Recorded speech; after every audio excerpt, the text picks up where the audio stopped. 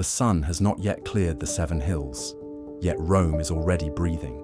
Slow, steady, immense. Marble temples loom in the half-light, their columns casting long shadows across streets worn smooth by centuries of footsteps. The air is thick with the mingled scent of baking bread, damp stone, and smoke from a dozen unseen fires. Somewhere in the distance, the metallic clash of a blacksmith's hammer rings out, a heartbeat in the city's chest. Here, beauty and hardship live side by side. The splendor of statues and basilicas hides water you may not wish to drink. Crowds that press and jostle without pause. Customs that could undo you in a single misstep.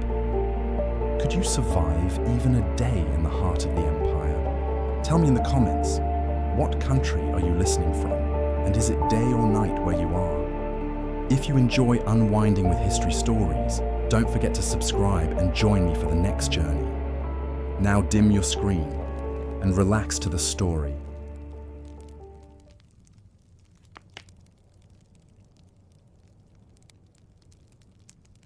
The city stirs beneath a veil of gold. The sun's first light spills over the Capitoline Hill, sliding down columns and rooftops until it reaches the narrow veins of alleyways below. The air is cool, touched with the dampness of night, yet already carrying the faint warmth of the day to come. From every direction, Rome exhales. The stones beneath your feet are worn to a gentle curve from centuries of sandals and wheels. In some places, they dip slightly, collecting pools of rain from the night before. These tiny mirrors catch the morning light, flashing briefly as you pass. The rhythm of the city is soft at first, a creak of a wooden cart, the flutter of a dove's wings from a temple's pediment, the muffled thump of a shop door opening. You walk toward the heart of the Forum, the city's living stage. On either side, taverns and workshops blink awake. A baker's apprentice, his tunic dusted in flour, hauls open a wooden shutter, releasing the rich scent of bread still warming in the oven.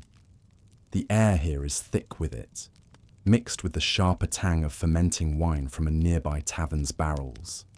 A woman pauses with a clay jug at a public fountain, dipping it carefully into the flowing water.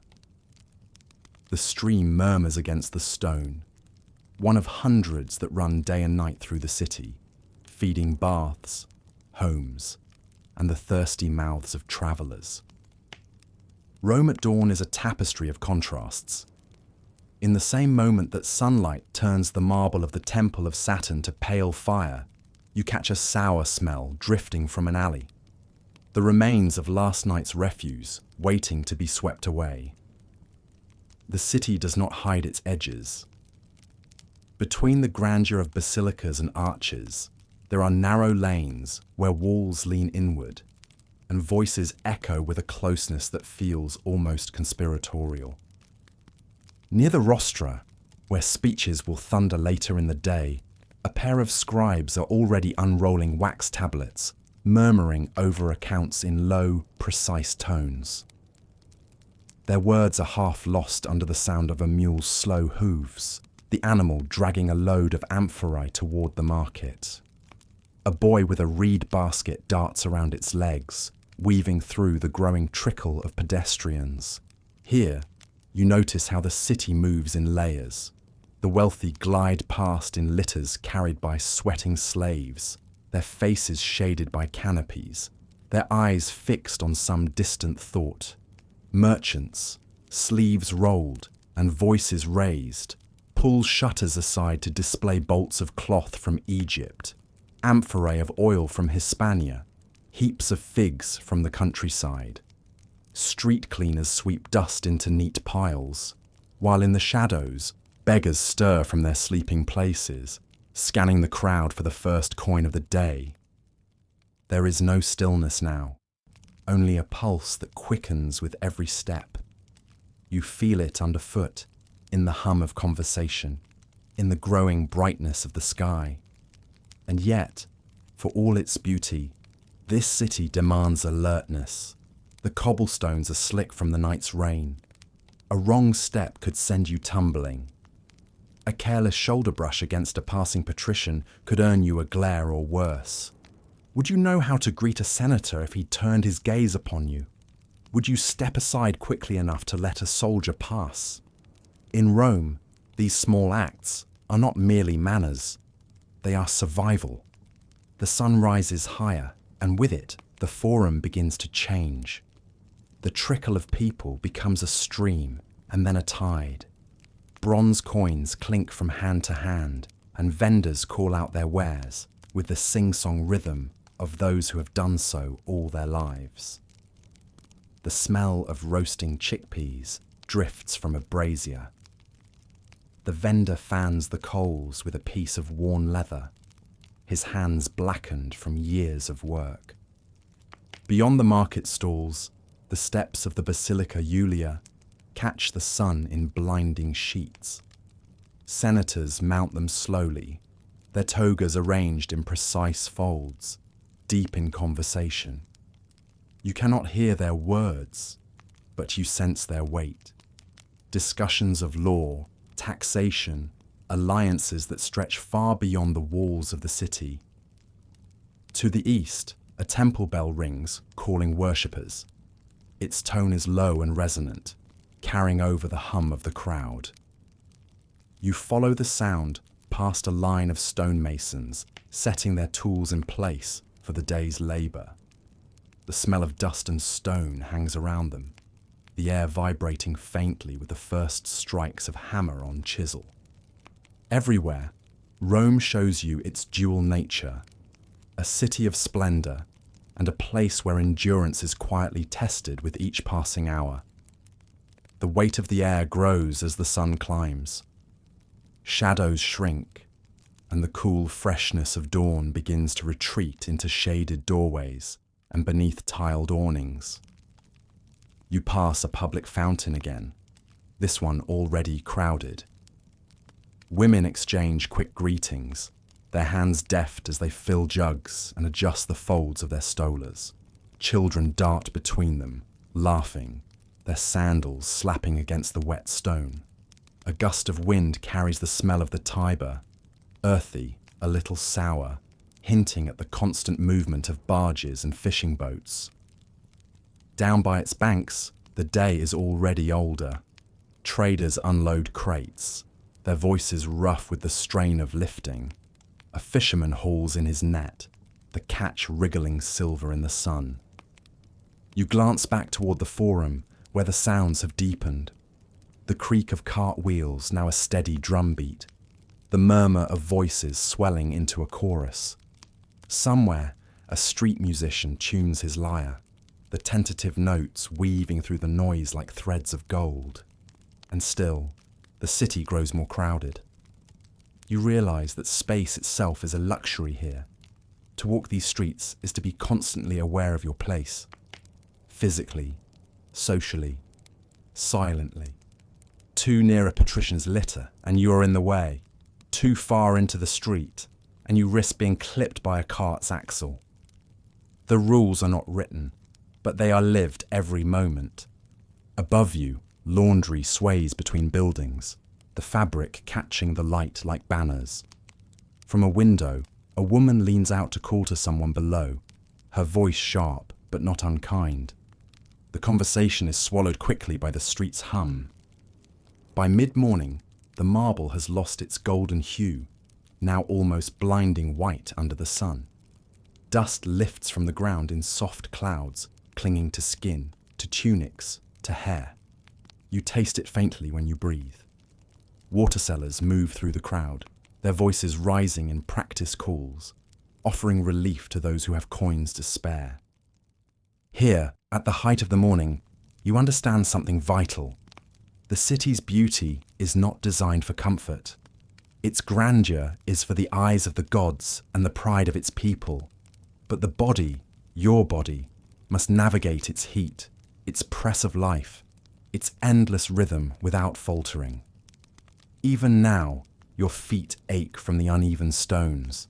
your shoulders from holding your place in the tide of movement. And yet, there is a strange pull to it. The sense that in surviving here, even for a single day, you are part of something vast and unbroken. The city does not slow for you, but it does not turn you away. Its marble arches frame the sky for all who pass beneath them, and its fountains pour water for rich and poor alike. As you step once more into the forum, the noise folds around you, and you feel the full weight of the day pressing forward. Somewhere beyond the market stalls, a crier's voice rises above the rest, announcing the latest decrees. The crowd leans in to listen, the movement of the city pausing for the briefest breath. It will not pause for long. The crier's voice fades, and the tide of movement resumes. Morning in Rome does not wait for anyone. It pushes forward with the slow force of a river, steady, inevitable. You fall into its current, carried along by the ebb and flow of bodies and voices, by the creak of leather straps and the slap of sandals against stone. The sun now hangs just high enough to warm the tops of your shoulders, and you can feel the air shifting.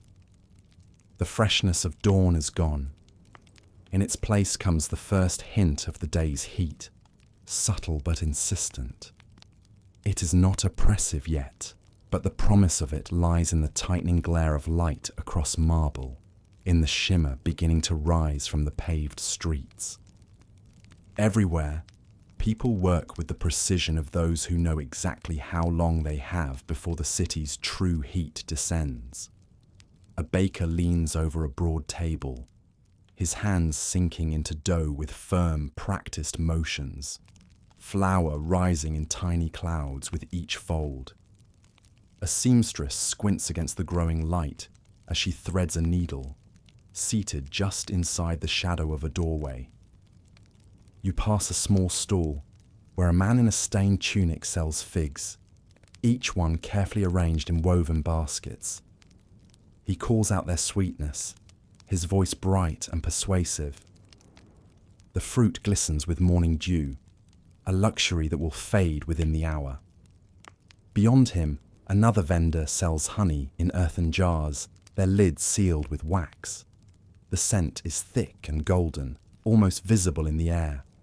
Here in the marketplace, the rhythm of trade is not frantic, but deeply constant. Coins change hands with the soft clink of metal. Goods pass from palm to palm. Bargaining is not an interruption. It is the heartbeat of the exchange, each side leaning toward the other, testing, yielding, pressing again. The language of it is as old as the stones beneath you. You notice too the silent work beneath the surface. A young slave sweeps dust from the entrance to a shop, moving it toward the gutter with short, efficient strokes. Another balances 2 amphorae of oil across his shoulders, his steps small and careful to avoid spilling a drop. Their labour is woven into the city's morning as tightly as the cries of merchants or the calls of hawkers. And yet, for all this bustle, there is an unspoken pressure in the air, the need to keep pace, to know one's role, to avoid mistakes that could slow the flow. A stumble in the street forces others to shift, and a poorly timed step into a vendor's path earns you a sharp glance. In a city this large, individual moments feel both insignificant and highly visible. Would you know where to stand when a litter approaches, its bearers straining beneath a shaded canopy? Would you be able to judge when to press forward in a crowd and when to hold back? Here, the wrong choice can make you a target for a merchant's temper, or worse, for the notice of someone in power. The smells shift as you move. The sweetness of fruit gives way to the tang of freshly cut herbs, mint, rosemary, thyme, laid out on wooden boards by a woman whose hands are green with their oils. Next to her, a butcher's stall sends out a stronger scent, sharper in the warming air. He lifts a cleaver and brings it down with a heavy thud. the sound travelling through the wood of the counter into the stone beneath your feet. A sudden gust carries with it the mingled aromas of hot bread, tanned leather, and the faint smoke from a brazier used to roast nuts.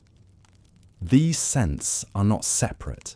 They mingle, layer, and settle over the marketplace like a living tapestry, constantly shifting as you pass. The streets begin to fill with the official business of the day.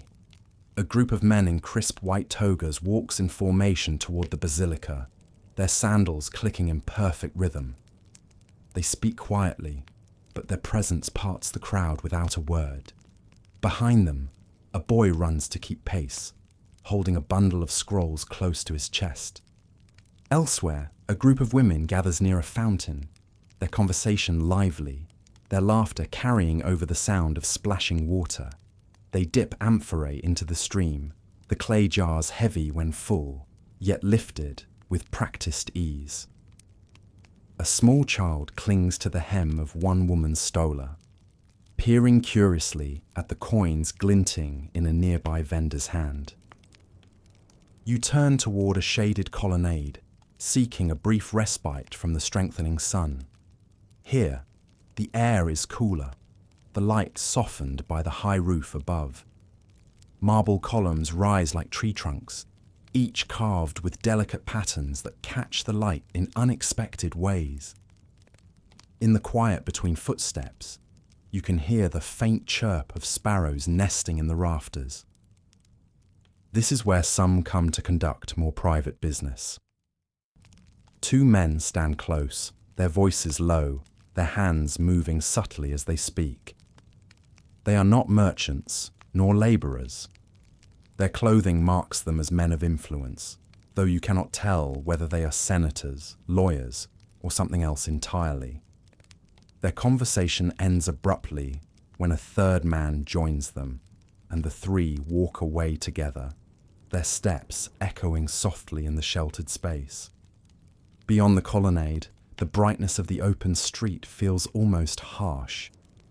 You blink against it, the glare bouncing off white marble and pale paving stones. The air is heavier now, the scent of warm stone mingling with the faint dryness that precedes midday. As you rejoin the crowd, you begin to sense the pattern of a Roman morning. It is not merely about completing tasks, it is about positioning oneself in trade, in status, in the flow of the day. Every greeting, every purchase, every step has weight. A smile to the right person might earn you a better price. A poorly timed word could cost you not just a sale, but a reputation. You pause at a small shrine tucked into the corner of a wall, where the faint scent of incense drifts from a clay burner. Someone has left an offering, a cluster of fresh flowers, their colour vivid against the grey stone. A woman stands nearby, her head bowed in silent prayer. She does not look up as you pass, yet her presence lends the moment a quiet gravity, as if the gods themselves are watching the city's morning unfold. The sounds of the forum swell again as you approach its edge. A street performer has begun to play a double flute, the melody rising above the hum of voices. Children gather around him, clapping in time, their laughter bright and unguarded. The music threads its way through the air, weaving past vendors, soldiers, and merchants until it fades into the distance. By now, the sun is high enough to cast short, sharp shadows. The stones underfoot are warming, and you can feel the heat radiating upward. Vendors shift under their awnings, adjusting baskets and jars to keep them from the direct light. The work of the morning continues, but the pace changes, less hurried, more measured, as though everyone is conserving energy for the long hours ahead. And still, the weight of the morning remains. It is in the steady press of people, the constant awareness of your surroundings, the need to match the rhythm of a city that never truly stops. even the smallest choices, where to walk, when to speak, whom to notice, are decisions that carry meaning here. You glance up at the sky, a pale, cloudless blue. The heat will come soon enough.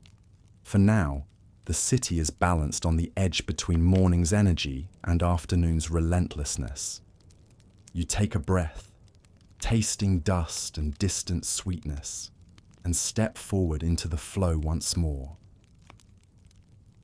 The rhythm of the morning begins to shift, and you sense the city leaning toward its first true pause of the day. The bustle of trade does not vanish, but voices soften, footsteps slow, and a subtle undercurrent of hunger runs through the air. For the Romans, eating is never just about food. It is a matter of timing, of custom, of place. You follow the crowd as it begins to splinter, small streams of people peeling away from the forum towards shaded courtyards, narrow streets, and the inviting smells drifting from behind open doorways.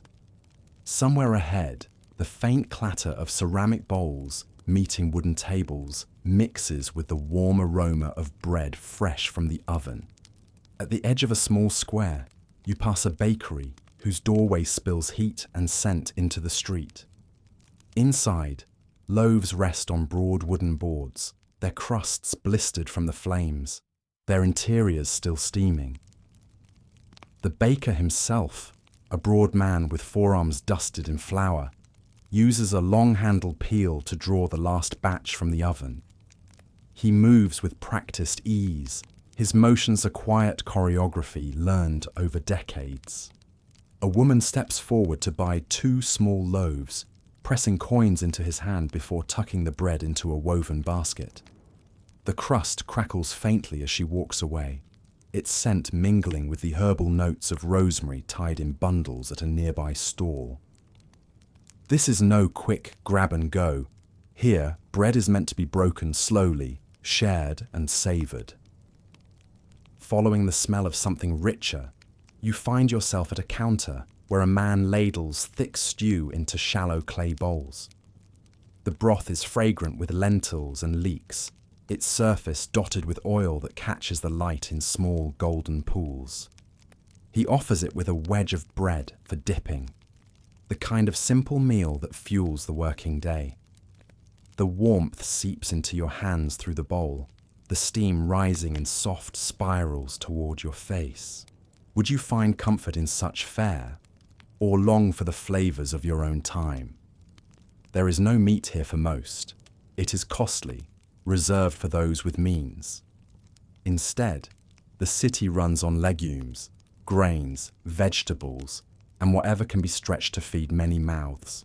Cheese, firm and salty, is shaved in thin curls over bread.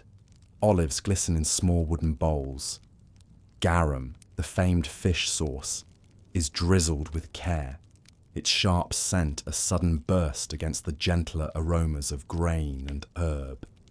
The streets around you hum with the quiet contentment of those eating together.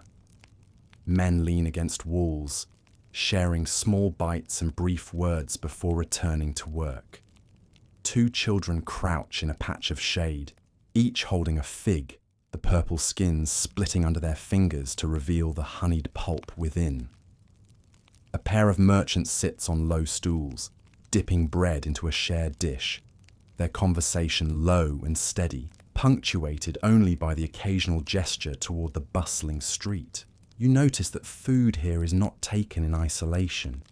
Even the simplest meal is a small act of community, the sharing of space, of sense, of the steady rhythm of eating in company. The city's noise does not stop, but it softens, as if every clink of a bowl or tearing of bread is in quiet agreement with the moment.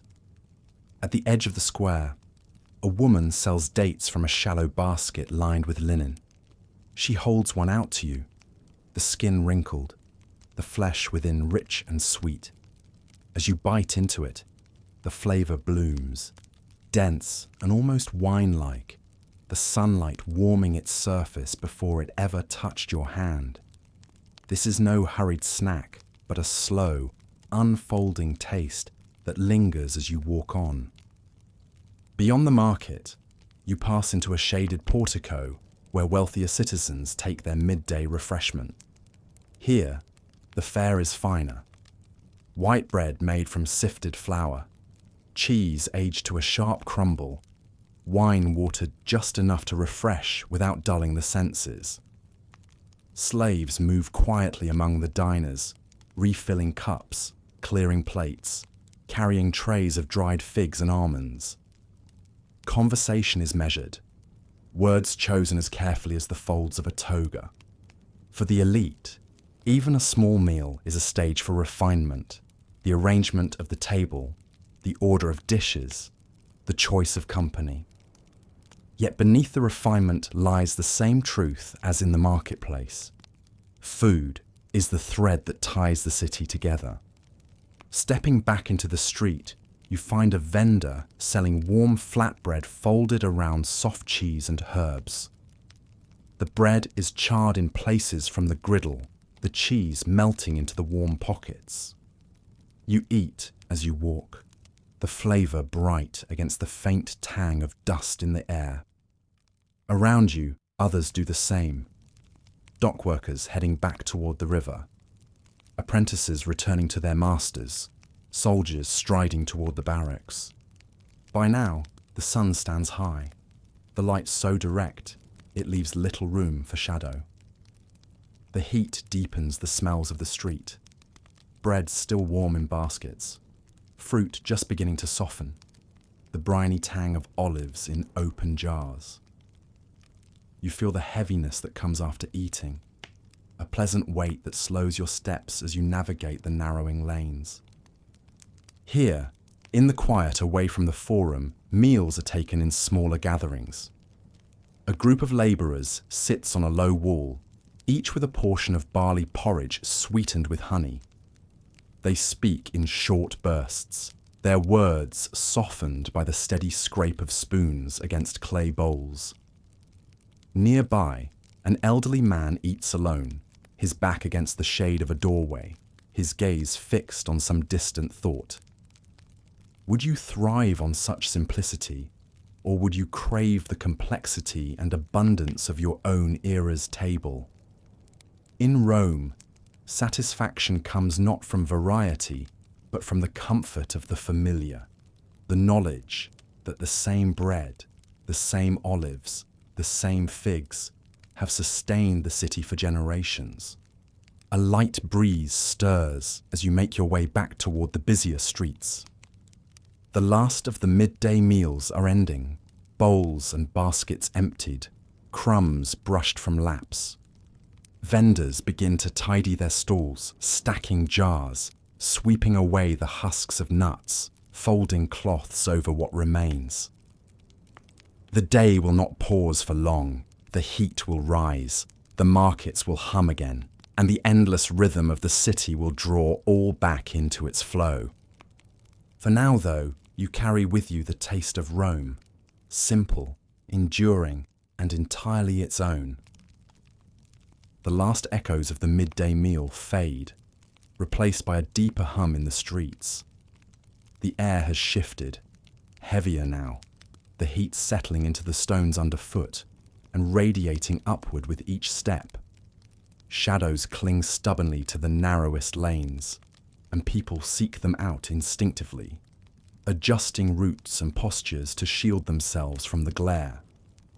Rome is magnificent, but beneath its splendour lies an unspoken test that begins the moment you set foot in its streets. The strain is rarely dramatic.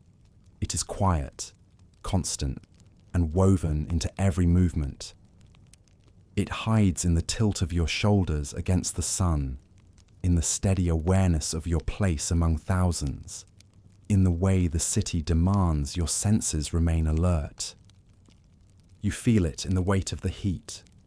The white marble that dazzled under morning light now reflects the sun with unrelenting brilliance. The stones you walk on are warm enough to dry a spilled cup of water in moments. Even the breeze, when it comes, feels sun-warmed, carrying with it the mingled scents of the marketplace, ripening fruit, roasting nuts, and the faint sourness of waste awaiting collection. Water is plentiful here in appearance, but not always in quality. Fountains and aqueduct-fed basins stand at the heart of neighborhoods, their streams clear and inviting.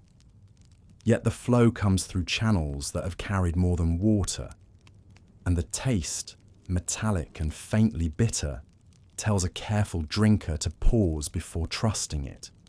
Locals have their habits, drawing from certain spouts, filling jars to let the sediment settle before drinking.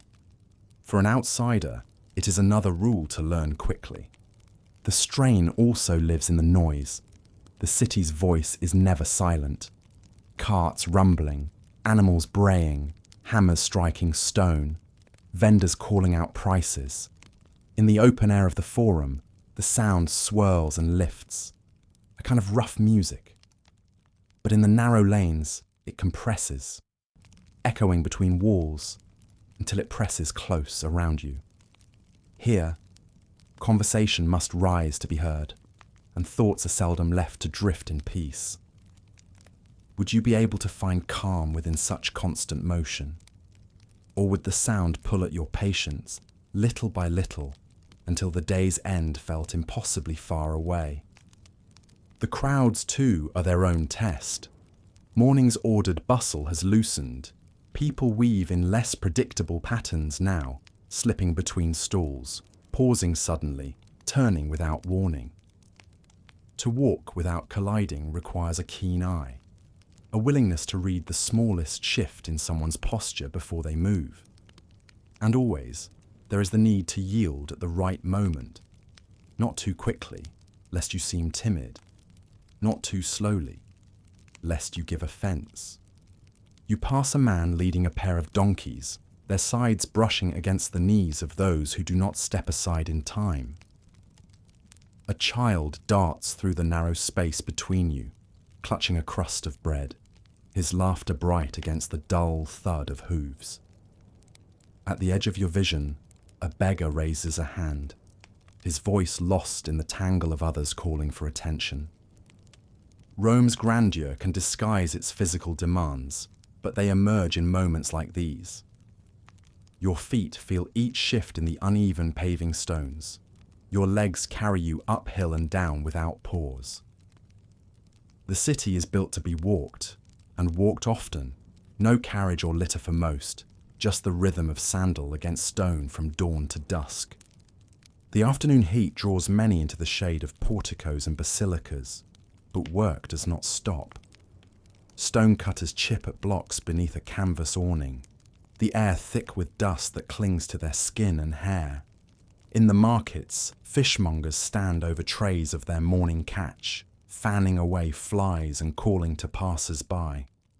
The smell is sharper now, salted and sun-warmed, mingling with the sweetness of figs in the next stall. Even leisure carries its own quiet strain. In a shaded courtyard, a group of men play a board game on a carved wooden table. The pieces click softly against the surface, the players leaning forward with focused intensity. It looks restful, but the conversation is threaded with subtle jabs, each man guarding his reputation as much as his position in the game. Here, wit and quick judgment are as essential as strategy. The city also holds an ever-present awareness of rank and role. A woman in fine linen passes, her hair arranged in intricate braids. Without a word, those in her path step aside, not from fear, but from a shared understanding of her place. For those new to Rome, this invisible map of status can be the hardest to read. A gesture meant in kindness may be taken as over-familiar. A delayed bow might be seen as disrespect. Would you learn these customs quickly enough to blend in? Or would each misstep draw sharper eyes your way? Near the edge of the Subura, a poorer quarter, the air changes again. Warmer, closer, the scents more pungent. Here, streets are narrower. Buildings crowd together, and laundry hangs overhead in bright strips. Children run between doorways, their laughter echoing off the walls, while women lean from windows to speak across the street. The strain here is not in navigating rank, but in enduring the closeness of life lived in such tight quarters. Privacy is a rare luxury. Every sound, every movement becomes part of the shared rhythm. A passing cart jolts over a stone, splashing muddy water toward the wall. You step back just in time, feeling the spray cool against the heat of your skin. Small hazards like this are constant, a reminder to remain alert even in the most ordinary moments. The afternoon stretches on, and you feel the pull of weariness in your limbs. The sun sits high, unyielding, and the city's marble bones throw back its heat. Yet life moves steadily on, each person shaping their day around the conditions they know so well. For those born here, the strain is simply part of life. For an outsider, it is a weight that grows with each passing hour. Still, there is a strange resilience in the city's rhythm.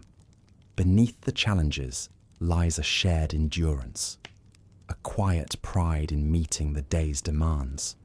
The strain is real, but so is the satisfaction of moving with Rome rather than against it, of finding your step within its great, ceaseless march. And as you step back toward the heart of the city, you realize that this survival is not measured in grand triumphs, but in the countless small adjustments that carry you from dawn toward dusk. The streets narrow ahead, funneling the movement of the city into a living current. It is not simply walking now, it is weaving, adjusting, reading the flow of bodies and objects before they reach you. The press of the crowd is a force all its own, sometimes carrying you forward without your choosing, sometimes holding you in place while the rest of the world moves around you. The sun has settled into its afternoon strength, and the heat deepens the scents that cling to the street. Fresh bread from the morning now smells richer, almost heavy. The tang of fermenting wine drifts from taverns, blending with the sharper notes of leather and sweat. Each passing figure leaves a trace, the oil from a perfumed neck, the faint smoke from a tunic worn by someone who stood too close to a brazier. A cart lurches forward, its wheels biting into the grooves worn deep into the paving stones. The driver calls out, his voice rising above the murmur, and the crowd parts in two slow, reluctant waves to let it pass. You step back, feeling the wheels shudder in the stone beneath your sandals, the hot breath of the mule as it passes. The closeness of the street changes the sound. Voices rebound from the walls, magnifying even the smallest exchange. A merchant's call for olives becomes a chorus of echoes. A child's laugh seems to hang in the air long after the child has vanished around a corner. You must listen, not just to what is near, but to what is about to arrive. The shuffle of hurried steps, the scrape of a basket being lowered from an upstairs window, the rising pitch of a vendor ready to draw the next customer in. And always the crowd presses. Shoulders brush yours without apology. The folds of another's tunic catch briefly on your arm. You sidestep a man carrying a jar nearly as tall as his torso, the clay dark with moisture from whatever it holds. A woman behind him carries a bundle of rushes, their tips brushing the stone in a faint, rhythmic sweep. Would you find this closeness comforting, part of the pulse of the city? Or would you long for the space to walk without adjusting your path at every step? At a crossroads, the press thickens. Here, 3 streets feed into one, and the movement becomes a slow negotiation. A soldier in armor stands at the junction, his presence alone enough to clear a narrow lane for himself. His bronze catches the sunlight in blinding flashes, the metal warmed from hours under the sun. He moves steadily, eyes forward, as if the crowd itself must shape itself around him. Elsewhere, patience is the only guide. Two carts meet, head-on in the narrowing street, their drivers arguing in quick bursts of Latin, each insisting the other yield. Around them, pedestrians press to the walls, waiting for the deadlock to break. Above, a woman leans from her window to call down advice, or perhaps to add her opinion to the dispute, her voice carrying easily over the tangle of others. The crowd shifts again, and you are carried toward a market square. The openness is a relief at first, the sky widening above you, but the space is no less full. Here, the movement is circular, people flowing from stall to stall in spirals and arcs. The air is alive with the clink of scales weighing cheese, the soft thud of figs dropping into baskets, the hiss of a brazier roasting nuts in their shells.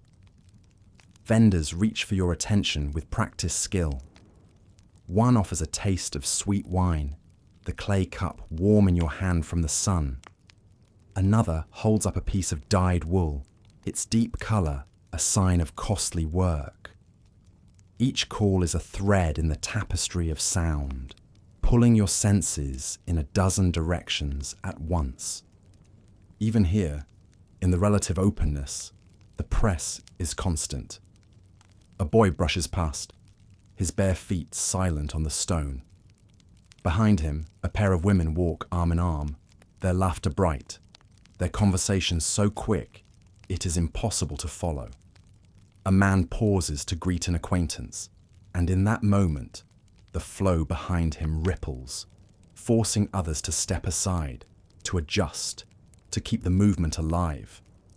You realize how much of the city's life depends on an unspoken understanding, the ability to read another's intent before they act, to yield or to press forward without breaking the rhythm.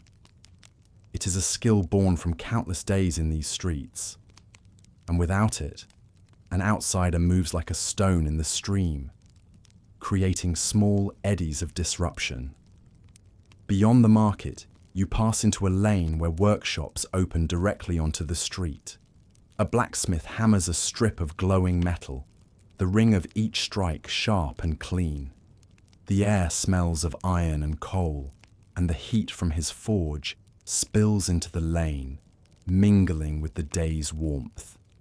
You step aside to let a man pass carrying a basket of tools, his pace steady despite the press of bodies.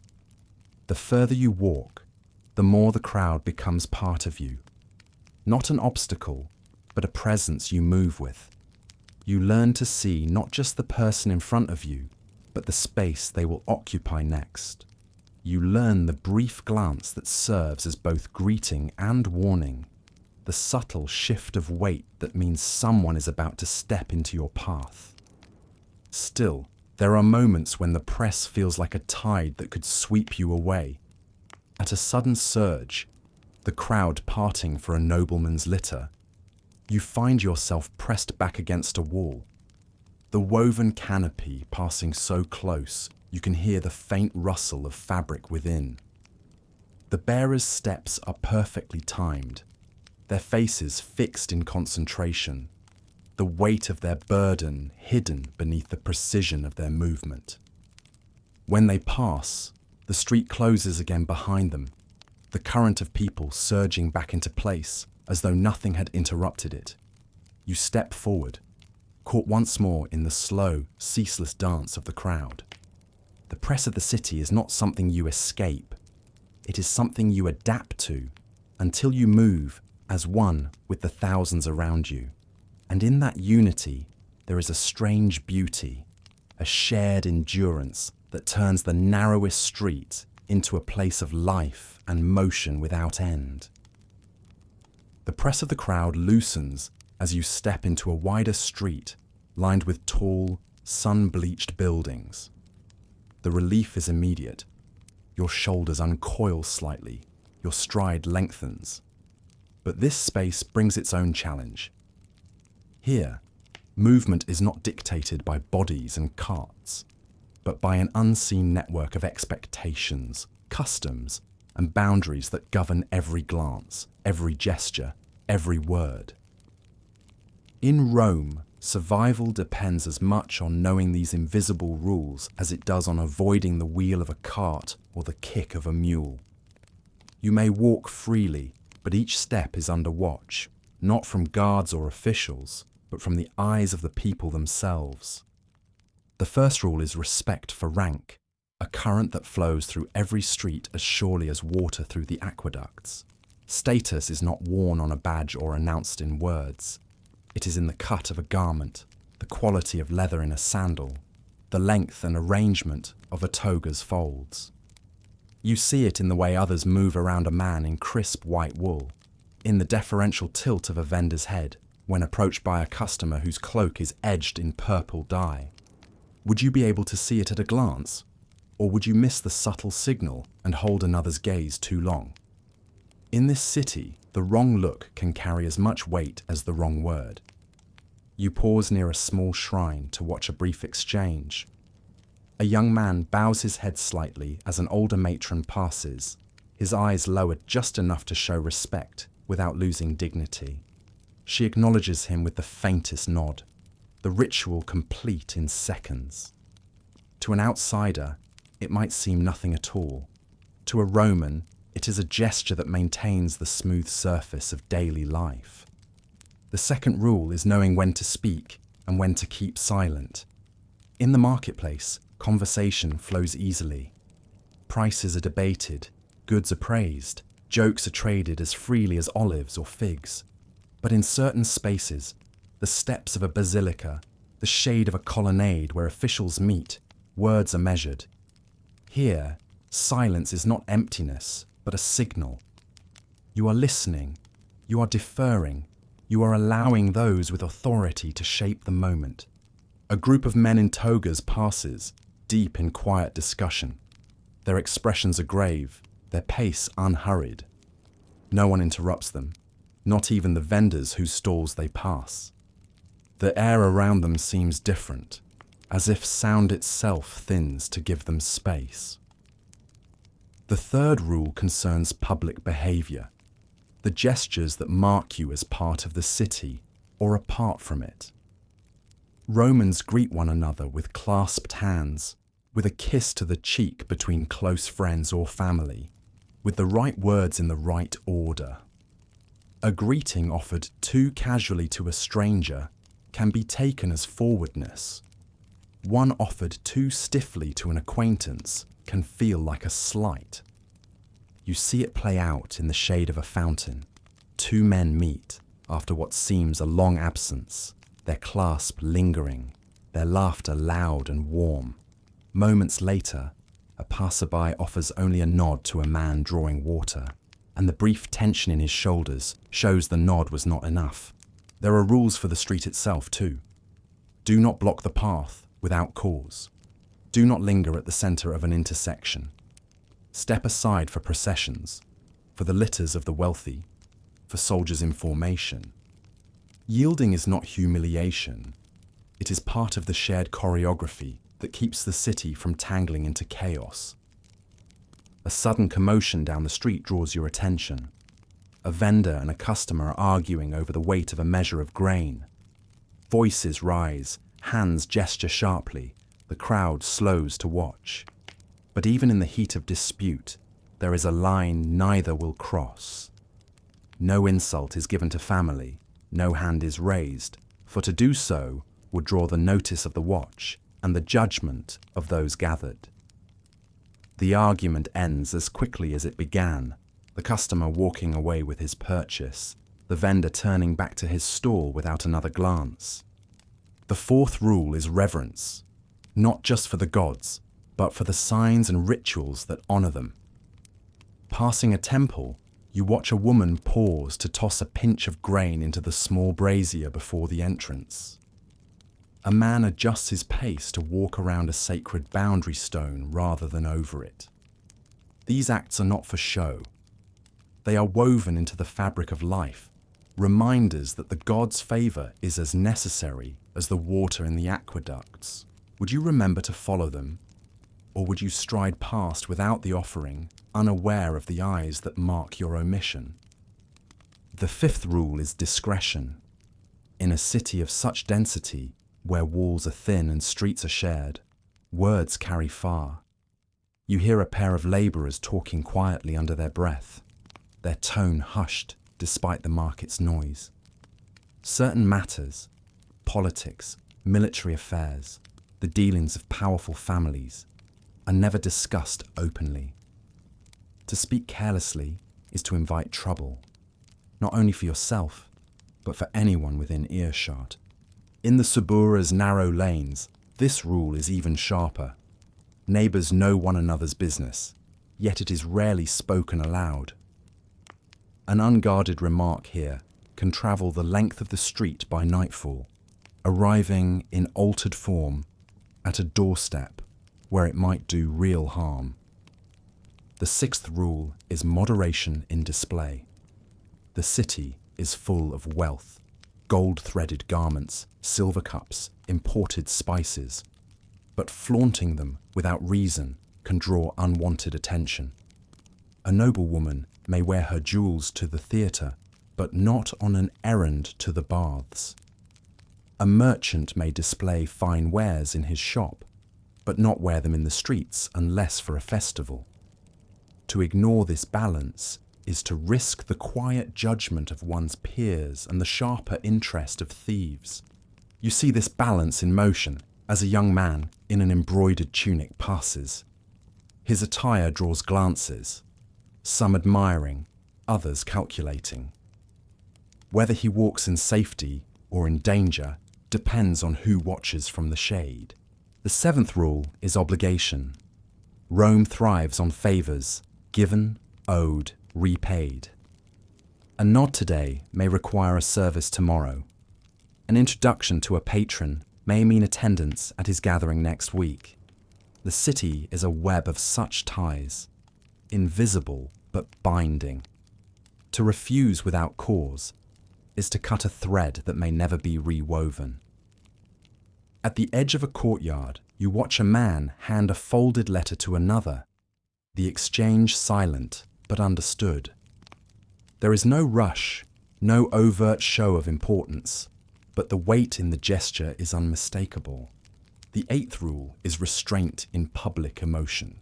Anger, joy, sorrow. These are real and felt deeply, but they are shown in measure. In the theatre, you may laugh. In the games, you may cheer. But in the street, excess draws stares. A man weeping openly on the steps of a temple is left alone, but not unnoticed. A woman laughing too loudly at a market jest earns a raised brow from a passing elder. The city values composure as much as it does eloquence. You pass a group of youths boasting about a recent race. Their gestures are wide, their laughter unchecked.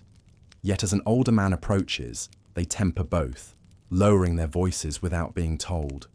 By now, you begin to see these rules not as constraints, but as the threads that hold the city's vast, shifting life together.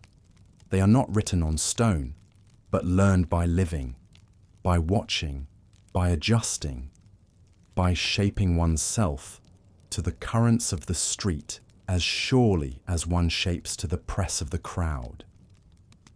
Would you learn them quickly enough to move unnoticed, to blend so well that no one could say where you came from? Or would each day find you caught on some invisible edge, your misstep a ripple in the smooth surface of Roman life? As the afternoon wanes, the light shifts, softening to gold again. The city's pace changes once more. The markets begin to thin. The wealthier citizens retreat to shaded gardens. The working men and women turn toward home or the baths. Yet the rules remain, guiding each farewell, each step aside, each offered seat or place in line. They are the quiet map beneath the streets, the structure that allows so many lives to flow together without collapsing into chaos. And to live here, even for a single day, is to trace that map with care, knowing that every step you take is both your own and part of something much larger. The streets slowly loosen their grip as you turn away from the heart of the Forum. The air shifts here, less charged with the tension of commerce, more infused with the sense of home cooking and oil lamps being lit in shaded rooms. You are stepping into the private Rome, the one the traveller rarely sees unless invited. Comfort here is not the soft abundance you might know in your own time. It is shaped by necessity, tradition, and the limits of the city itself. A Roman home, even one of modest wealth, is built as much for display as for rest. You step through the wide wooden door of an insula, an apartment building that rises 3, sometimes 4 stories above the street. The entrance is dim, the sound of the street muted to a low, distant murmur. The stairwell is narrow, its steps worn smooth from countless feet. The air smells faintly of plaster and olive oil, with the undercurrent of smoke drifting from cooking fires above. At the first landing, you glimpse a door ajar, revealing a small household in motion. A woman bends over a brazier, turning flatbread with deft hands. A child sits nearby, polishing a small bronze cup with a scrap of cloth. The walls are plain plaster, the floor swept but unadorned. Comfort here is the glow of the brazier's heat, the quiet rhythm of familiar work, the security of 4 solid walls against the city's noise. Higher floors tell a different story. Here the rooms are smaller, the ceilings lower, the heat in summer more oppressive. Windows are few, and the air moves sluggishly. Families share space so closely that the sound of a neighbour's cough or laughter becomes part of your own household soundtrack. Comfort in such a place might be a stool near the window in the late afternoon, or the cool touch of an earthen jug of water brought up from the street. Would you find rest in such simplicity, or would the closeness press against your sense of peace? In wealthier quarters, the architecture changes. You pass under the arch of a domus, a private house that opens inward to a sunlit atrium. Here, a shallow pool of water reflects the sky, its surface disturbed only by the occasional drop from a marble spout. The walls are painted with frescoes, gardens, birds, mythic scenes, not to create illusion, but to extend beauty into every corner. The furnishings are spare by modern measure, low couches draped with woven blankets, a few carved stools, a chest against the wall. Yet every piece is well made, the wood polished, the fabrics dyed in colours that speak quietly of the owner's means. Comfort here is a blend of proportion and symmetry, of air and light, arranged to please the eye as much as the body. You watch as a servant moves silently across the room to set out a small tray, a cup of watered wine, a dish of almonds, a plate with slices of cheese. The guest who will sit here will not sink into cushions or be enveloped in warmth. Instead, they will find a place where posture is upright conversation measured, the mind as engaged as the body is eased. The Roman idea of comfort extends to bathing, but again, it is not the solitary retreat you might expect. The public baths are the great equalizers of the city, places where heat, steam and water are shared among hundreds each day. Here, comfort is social. You pass through the vestibule into a room where the air is warm but not stifling, the light filtering through high windows. Men recline on benches, speaking in low voices. Others stand at basins, pouring water over their hands and faces. Deeper in, the heat thickens. The caldarium is dense with steam, the marble floors slick beneath bare feet. Water pours in steady streams from bronze spouts, splashing into the pools below. The scent is mineral rich, tinged with the faint oil used to cleanse the skin. Attendants move quietly among the bathers, offering to scrape away the oil and sweat with curved metal strigils. A practice that leaves the skin fresh, the body lightened. Would you find ease here, surrounded by strangers in the dim haze of steam, or would the absence of solitude feel strange? In the triclinium, the dining room of a well-appointed house, comfort takes yet another form. The lectus, the dining couch. Meals are eaten reclining, propped on one elbow, the other hand free to reach for bread, for olives, for bowls of seasoned beans or roast vegetables. The pace is slow, the conversation deliberate, the meal an experience measured in hours rather than minutes. Even in leisure, the Roman sense of comfort is bound to rhythm and ritual. A walk in the peristyle garden is not aimless. It is a circuit repeated, the gravel paths crunching softly under sandals, the plants trimmed with care to frame each turn. A seat in the shade is not for drowsing, but for discourse, for poetry recited, for thoughts exchanged with friends or patrons. At night, the city's comfort shifts again.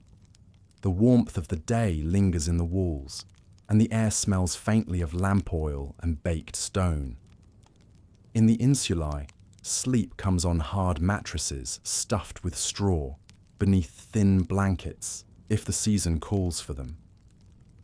In the domus, beds may be draped in finer linens, but the night stillness is shared with the same distant calls of vendors packing away, the same occasional bark of a dog, the same muted steps of someone returning late.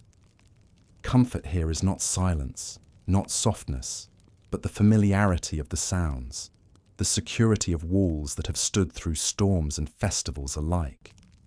It is the knowledge that the city hums on around you, carrying your life along with thousands of others through the same cycle of dawn, heat, shade, and night.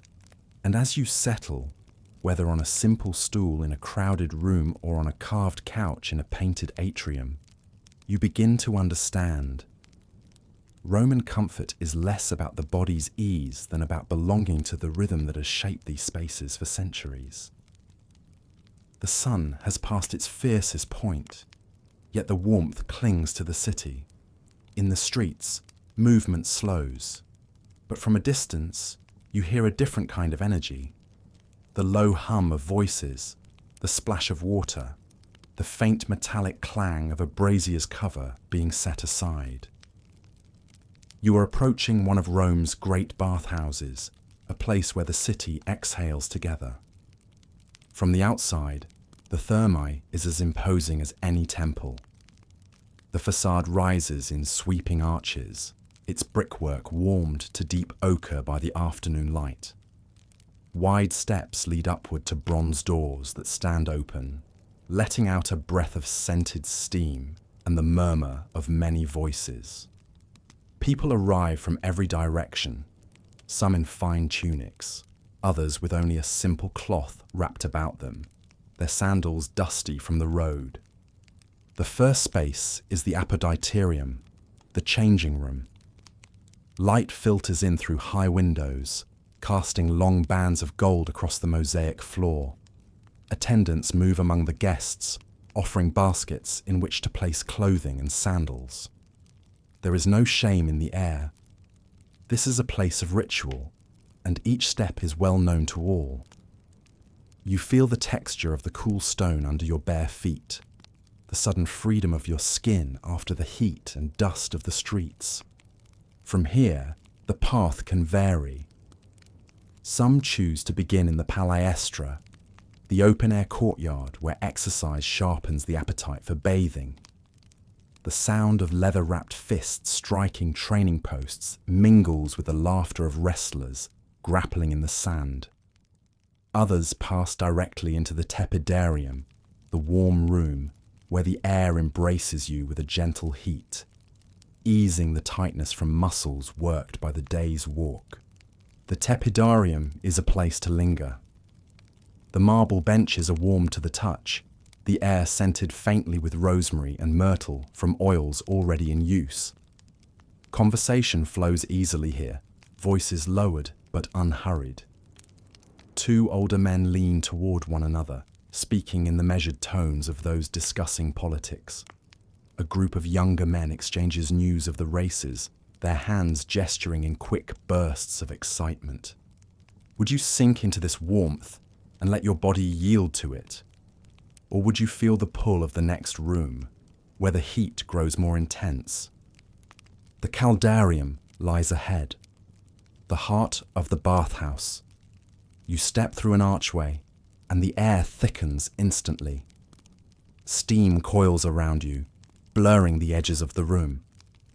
The marble underfoot is hotter now, and the pools along the walls ripple with heat rising from beneath. Sunlight enters only through small, high windows, turning the mist into glowing strands. Here the water is hot enough to flush the skin, to loosen every knot and ache. Men sit along the edges, their shoulders glistening, speaking in low voices, or sitting in companionable silence. Attendants move with practiced care, offering water to drink, adjusting the flow from bronze taps. The sound is a steady backdrop, the lap of water, the hiss of steam, the faint scrape of a strigil on skin. An attendant approaches with a small jar of oil, its scent rich and green. He pours a little into your palm, warm, smooth, and immediately absorbed by your skin. The oil is worked over arms, shoulders, neck, preparing the body for the cleansing scrape. The strigil, a curved blade of polished bronze, glides over the oiled skin, lifting away the sweat, dust, and fatigue of the day. The sensation is not harsh but refreshing, like shedding a layer you no longer need. From the caldarium, some will move to the laconicum, the dry heat room. Here, the air is still and hot, the stone benches absorbing the warmth until they seem to hold you in place. Breathing deep fills your chest with a heat that feels cleansing from the inside out. Few speak here. The silence is part of the ritual, a pause before the body cools again. The path then leads back to the tepidarium, the gentle warmth now feeling cooler after the heat of the caldarium and laconicum. This is where conversations lengthen, where friends linger over cups of watered wine or nibble on dried figs brought by attendants. The sound is comfortable, unhurried, as if the day's burdens have been softened enough to be set aside entirely. Finally comes the frigidarium, the cold room. The transition is sharp, the air cool, the water in the central pool startling against skin still flushed with heat. The shock is brief, followed by a rush of energy that clears the mind and tightens every muscle. The pool's surface gleams in the light from an open oculus above, the splash of entry echoing against the high, domed ceiling. You watch as a man dives cleanly into the pool, his body cutting the water in silence. Others step in slowly, laughing at the first touch of cold before sinking in up to their shoulders. The water smells faintly of minerals, its clarity a relief after the steam and heat. Beyond the bathing itself, the bathhouse is a place of connection. Deals are struck here in the tepid warmth. Friendships are renewed in the steam. Disputes are softened in the shared comfort of the ritual. The boundaries of the street, of class, of trade, of status, are not erased, but they are blurred. In the baths, all are bound by the same sequence of heat, oil, scrape, and water. Would you find it easy to speak with strangers here, your guard lowered by the warmth and the rhythm of the place? Or would you keep your words few, letting the ritual speak for itself?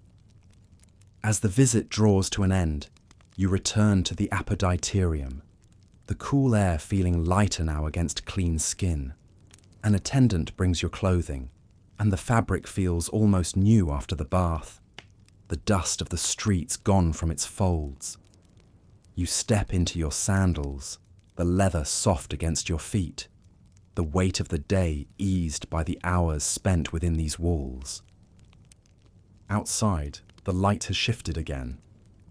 The streets are beginning to stir for the evening, the heat of the day finally softening. The scent of baking bread returns, joined now by the richer aromas of stews and roasted meats being prepared for the night's meal. The bathhouse doors stand open still, welcoming the next wave of visitors, the steam within glowing faintly in the fading light. The city beyond is the same, crowded, noisy, demanding, but you carry the bathhouse with you in the looseness of your limbs, in the coolness of your skin, in the quiet sense of having stepped for a time into a place where the body and the mind are given equal care. And perhaps in this, you begin to see how the Romans endure their city's constant demands. They have built within it these pockets of ritual, where the strain is shed and the self is renewed, before returning to the endless rhythm of life outside. The streets welcome you back from the bathhouse with their familiar press of air and movement, but the world feels sharper now, scents more distinct, colours more vivid, the rhythm of footsteps beneath your own lighter. Yet in Rome, even the most refreshing ritual cannot wash away the hazards that travel quietly beside you. The first is the air itself. The Romans live under an open sky, yet the city carries a haze that never entirely lifts. Smoke drifts from 100 small hearths and braziers, from blacksmiths' forges, from the charcoal fires used by street cooks to roast meats and heat pots of stew. It mixes with the fine dust that the day's movement has stirred from the stone, a powder so light it seems to float, catching the light like motes in a sunbeam, but settling invisibly into your lungs. Would you notice it at first, or would you breathe it deeply, thinking it only the warm scent of the city, until days later you felt its weight in your chest? The Tiber brings life to the city, trade, fish, water, but it also carries what the city discards. Waste flows into it from drains and hidden channels, the currents pulling it beyond the walls, but never erasing its presence.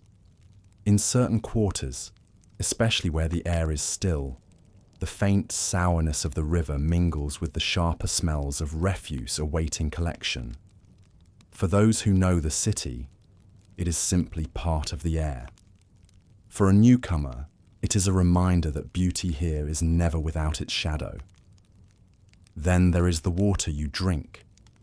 Aqueducts bring it in with engineering marvels, their arches stretching across hills and valleys, carrying streams from far springs.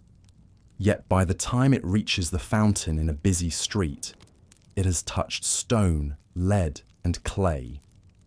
It has passed through channels where algae grows in fine threads. Locals know which fountains offer the freshest taste and which to avoid.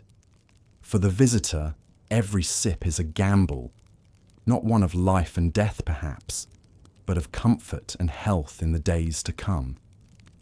The city's density brings another hazard, illness. A cough begun in one corner of the market can travel swiftly through the close air of the streets. Children play together in the dust, their hands passing from game to bread to mouth without pause. The baths, for all their cleansing, are shared by hundreds each day, and the same pools that soothe also carry what others bring to them. You hear a hawker's call and turn to see a man selling dried herbs from a table in the shade. Bundles of thyme, mint, and sage hang from cords, their scents sharp and clean. These are as much for health as for cooking, steeped into teas, chewed to freshen the breath, burned to clear the air of sickness. His hands move quickly, measuring out sprigs for a woman who passes him a few coins without breaking stride, Even the food carries its risks. Meat left too long in the heat of the afternoon takes on a scent that the careful nose can detect, but the hungry may ignore. Fish from the river or from far coasts must be eaten quickly or salted heavily to endure the journey. Bread baked in the morning can harden to stone by nightfall if not eaten or stored well. And yet Romans eat what is before them, not wastefully, but with an acceptance that the city's bounty and its perils are bound together. The streets themselves hold dangers for the unwary. A loose cobblestone can turn an ankle. A sudden rain can turn the smooth stone slick. The wheels of a passing cart do not slow for those who step aside too late. In crowded lanes, a pickpocket's touch can be as light as a whisper, unnoticed until you reach for the coin that is no longer there. In the poorer quarters, fire is a constant threat. The insulae, built high and close, are warmed and lit by open flames. A spark from a lamp or the embers of a cooking fire can leap to a wall of dry wood and rush upward faster than a bucket can follow. When the night wind rises, the fear of fire keeps many restless, their ears tuned to the faintest crackle.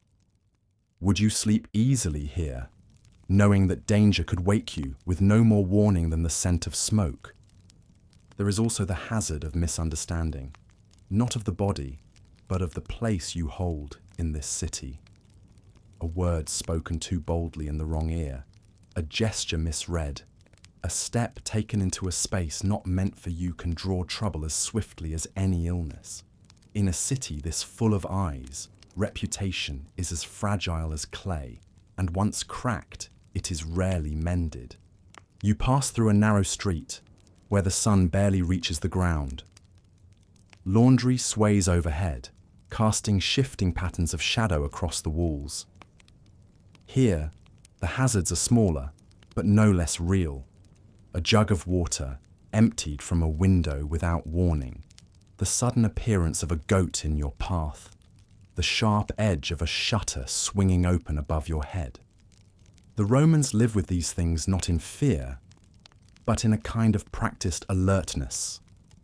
A child stepping into the street learns to glance first for a cart.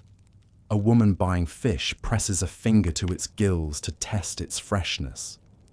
A man reaching for a cup of water smells it before he drinks. These are not extraordinary acts, but part of the rhythm that allows life here to continue without pause. By late afternoon, the heat has softened, and the air carries the faint promise of evening. Yet the unseen hazards remain, as present in the cool shadows as in the glare of midday. They are part of the city's fabric, as much as the arches of its aqueducts or the hum of its markets. And you begin to understand. To survive in Rome is not to avoid these hazards entirely, but to move among them with the same quiet skill as the locals. To know when to step aside, when to speak, when to taste, and when to turn away. It is this knowledge, as much as strength or endurance, that lets the Romans live each day beneath the weight and beauty of their city. The sound of work is everywhere, though it blends so perfectly into the city's voice that you only notice it when you pause to listen. A rhythmic hammering from a distant workshop, the scrape of a broom across stone, the muted thud of a sack of grain landing on a market stall's counter. These sounds form the heartbeat beneath Rome's public life, steady and constant, even when unseen. Beneath the marble facades and painted walls, the city runs on labour, endless, physical, and often unseen by those who benefit most from it. You begin to notice how every piece of Rome's beauty requires hands and sweat to hold it together. The columns do not polish themselves. The aqueducts do not repair their own cracks. The mosaics underfoot do not stay bright without someone kneeling for hours to scrub them clean. In the Forum, work is never far from sight. At the edge of the main square, a team of men hauls stone blocks into place. The stones are not massive, like those in the temples, but they are heavy enough to bow the back of a man carrying them on his shoulders. Sweat darkens their tunics, their muscles straining as they shift each block to align perfectly with the next. A foreman watches closely, not from cruelty, but from the need for precision. A single uneven stone can throw the whole line into disorder. In another corner, a group of women bends over large baskets, sorting figs into those fit for sale and those to be set aside. Their hands move quickly, almost without pause, the conversation between them a soft murmur that never slows their work. They are the ones who decide what the city will taste today, what will grace the tables of the rich and the poor alike. You follow the clink of metal into a narrow side street where blacksmiths are at their forges. The heat from the furnaces spills out into the open air, making the lane feel like a summer day, even in the cooler months. Sparks leap with every strike of the hammer, falling harmlessly to the ground before fading into black. The smith's arms move in a rhythm that has not changed in centuries. Lift, strike, turn, strike again, shaping tools, nails, hinges, and the endless fittings that keep doors, gates, and carts in motion. The tanner's quarter lies not far away, and its presence is known before it is seen. The smell of curing hides, sharp and earthy, drifts on the air. Here, men and women work side by side, scraping fur from skins, soaking them in vats of liquid that will preserve and soften them for use. The hides are stretched on wooden frames, drying in the sun until they are ready to be cut into sandals, belts, or the straps that hold armor in place. The work stains hands, arms, even faces. But it is as necessary as the work of the baker or mason. The city's markets, too, run on a hidden labour that begins long before the stalls are opened. Farmers from the countryside arrive before dawn, their carts heavy with vegetables, grains, or amphorae of oil. By the time the first customers appear, they have already been at work for hours, unloading, arranging, setting prices. When the last sale is made and the stalls are empty, they will pack up and begin the journey home, only to repeat the cycle the next day. Beyond the markets, the great building projects of the city rise slowly, day by day. You see them on the edges of the forum, in open squares, along the roads leading to the gates. Scaffolding clings to half-finished arches. Piles of marble and brick wait for the hands that will place them. The men here work high above the ground, balanced on wooden beams, or deep in trenches where the foundations are laid. Their work is dangerous, yet it is the kind that leaves something lasting, a structure that will outlive them by centuries if built well. Even the streets themselves require constant care.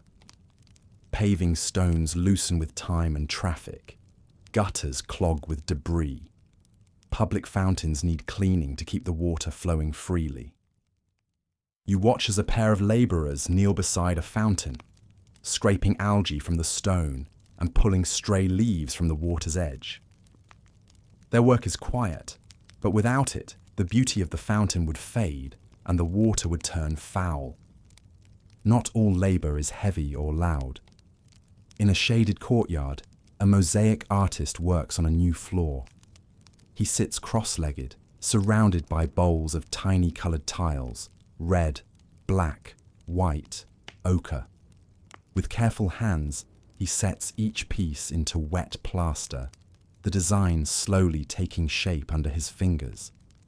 A single mistake here could break the pattern's harmony, yet his face shows no strain, only the calm of someone who knows the pace required to create something that will last. The scribe's work is quieter still, but no less vital. In a small room open to the street, men sit at low tables with scrolls spread before them, copying records, accounts, and letters. Their pens scratch softly over the parchment, the sound barely audible over the street noise. These are the keepers of the city's memory, its debts, its laws, its agreements, without whom the structure of power would fray. The docks along the Tiber are a world of their own. Here, the labour is relentless. Barges arrive heavy with goods from every corner of the empire, sacks of grain from Egypt, amphorae of oil from Hispania, fine glass from the east. Longshoremen move with practiced efficiency, forming chains to pass cargo from hand to hand, each man bearing weight until his muscles quiver. The work is wet, slippery, and often dangerous, but it is the artery through which the city's lifeblood flows.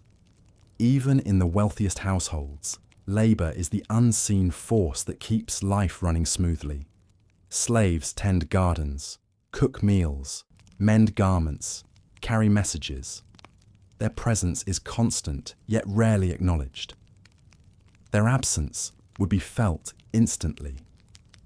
The smooth functioning of a domus depends on 100 small tasks, each performed without fanfare.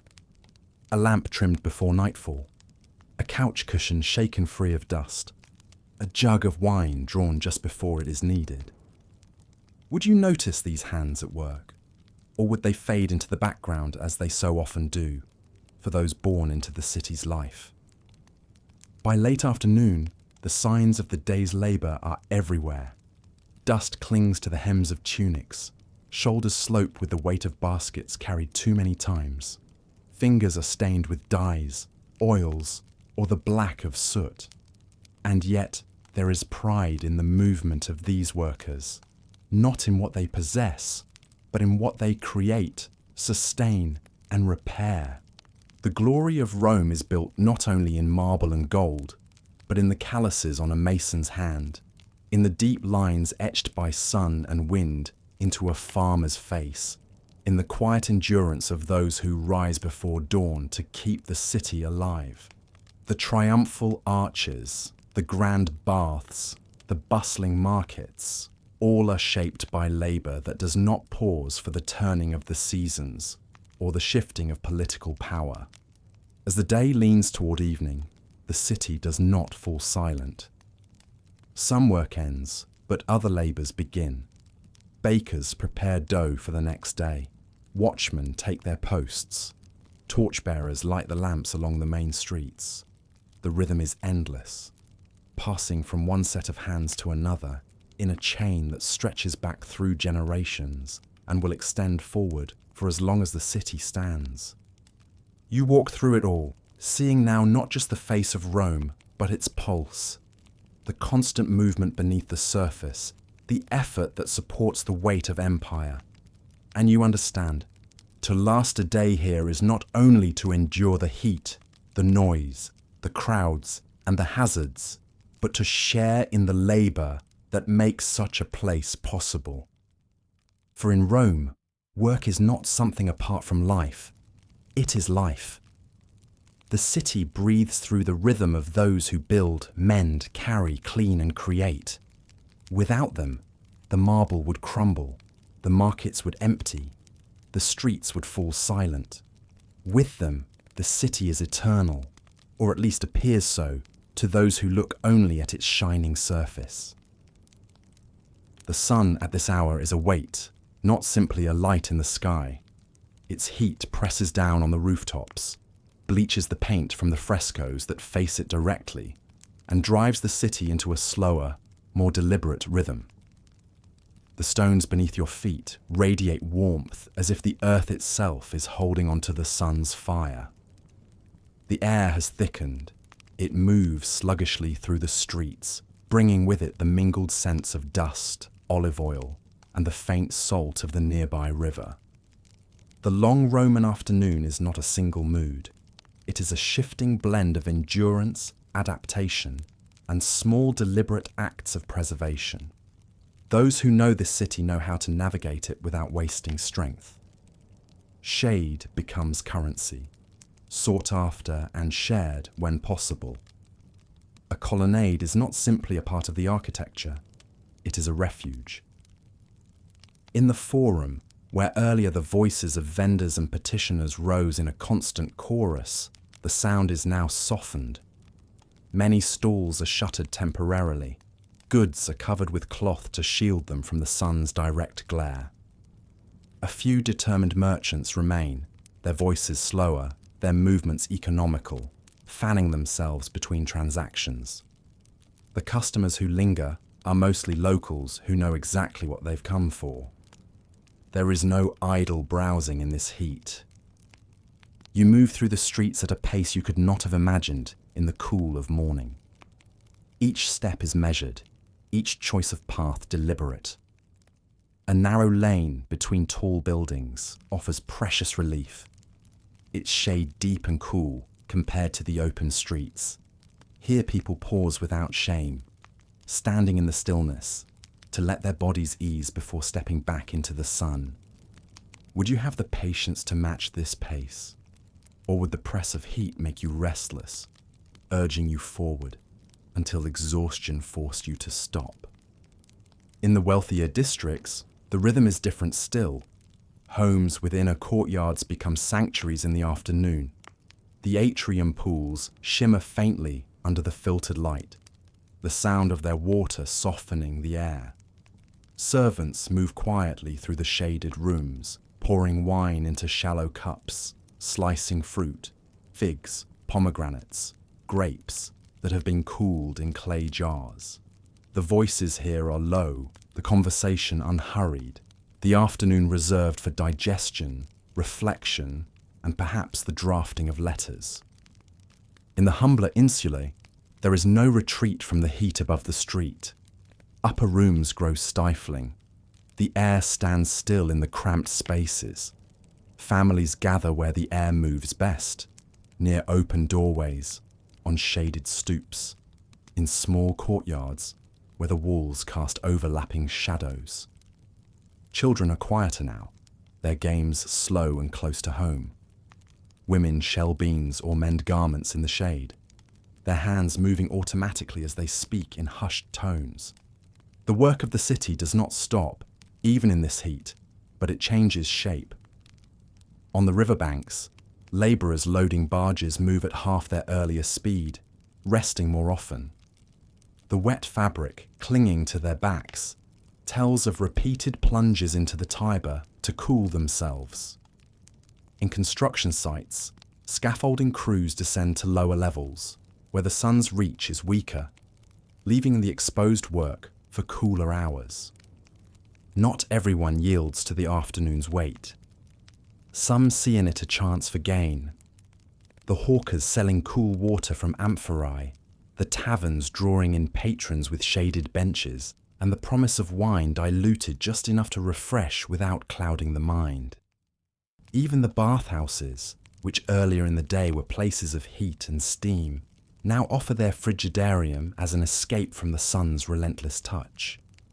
The animals of the city too have their patterns. Mules stand in shaded alleys, with their heads lowered, tails flicking lazily. Dogs stretch out in doorways, their eyes half closed, yet alert enough to lift their heads if a stranger passes. Pigeons cluster on shaded ledges, shifting occasionally to follow the thin line of shadow as the sun moves across the sky. You feel the heat most acutely when you cross open ground. A paved plaza becomes a mirror for the sun, the brightness almost painful to the eyes, the air shimmering just above the stones. Your sandals grow hot against the soles of your feet, and your skin prickles where the light rests too long. Relief comes in the form of a shadow cast by a statue or the archway of a basilica, each patch of coolness a small victory. In the countryside beyond the walls, the fields rest under the same heat, yet their work also bends to its demands. Farmers and their hands retreat to the edges of groves, eating their midday meals under olive trees or in the low shade of vineyard walls. Animals are watered and left to stand in the least exposed corners of the pasture. The silence here is not idleness, but endurance. The shared understanding that the day is long and the sun must be met with patience. Back within the city, the hours slide slowly toward evening. Shadows lengthen in the narrow lanes first, then creep into the wider streets, softening their glare. People emerge from shaded rooms and porticos, their movements quicker now, their errands resumed. Bakers begin to light their ovens for the evening's bread, the scent of rising dough already drifting through the air. The long afternoon leaves its mark on everyone, in the slower blink of the eye, in the sheen of sweat on skin, in the looseness of limbs that have learned to move economically. It is a lesson in pacing, in knowing that the day is not measured only by what is done, but by how one endures the hours that test the body's limits. You come to see that the sun is as much a part of Rome's rhythm as its markets, its laws, or its festivals. It dictates the timing of work and rest, the routes taken through the city, the very way people speak and breathe. To live here is to shape yourself around it, to respect its presence, to take from it both the challenge and the gift of light. And as the first true coolness of the evening begins to touch the air, you realize that without the long afternoon, Rome would be another place entirely. Faster, perhaps, but less in tune with the slow, enduring pulse that has carried it through centuries. Evening's first breath cools the edges of the city, but for all its relief, it stirs another feeling, one that is softer, quieter, and harder to name. After a day spent under Rome's sun, among its voices, its markets, its crowds, you begin to notice a hollow space somewhere deeper than the stomach. It is not hunger for bread or olives, nor thirst for water or wine. It is the hunger for home. For the Roman born within these walls, home might be no more than a single room above a busy street, or a courtyard shaded by a few olive trees, yet it carries the shape of safety. The moment the threshold is crossed, the noise outside becomes muffled, the pace slows, and the air feels familiar in a way that no other place can offer. For the newcomer, the traveller, the merchant from far provinces, the soldier posted here for a season, this hunger is sharper. No matter how grand the marble arches, no matter how many coins jingle in the pouch, there remains a pull towards something left behind, a dialect of speech that no one here shares, the smell of cooking that belongs to another kitchen, the feel of a bed built by other hands. The streets still hum with commerce as you make your way through them, but you begin to see signs of this quiet yearning everywhere. A man selling cloth from his stall rolls the final bolts and lingers over the touch of one. A pattern common in his home province, rare here. His hand rests on it a moment longer than necessary before it disappears into storage. In a shaded corner of the forum, a woman sits with a basket of bread rolls. She breaks one and eats slowly, her eyes not on the crowd, but fixed far beyond, where the road leaves the city. The bread is warm and fresh, yet her mouth works at it absent-mindedly, her thoughts elsewhere. Would you, after a day in Rome's constant tide, feel this same tug? Or would the marvels around you be enough to quiet it? The soldiers of the city know this hunger well. Many come from distant provinces, Gaul, Hispania, Britannia, and though their discipline is iron, their hearts carry the memory of other landscapes. In the quieter hours, they gather in twos and threes in the barracks courtyard, speaking in low voices of the places they will see again when their service ends. Sometimes a song will rise, not the chants of the march, but the soft tunes of home, words unfamiliar to most ears here. Among merchants, the feeling is more complex. Trade ties them to the city, their fortunes rise with its appetite. But each amphora of wine, each crate of grain, each bolt of dyed wool is also a reminder of where it came from. These goods have travelled roads the merchant knows well, roads that lead not only to profit but to familiar doors, familiar tables. Even those born and bred in Rome can feel this hunger, though for them it is less about place and more about people.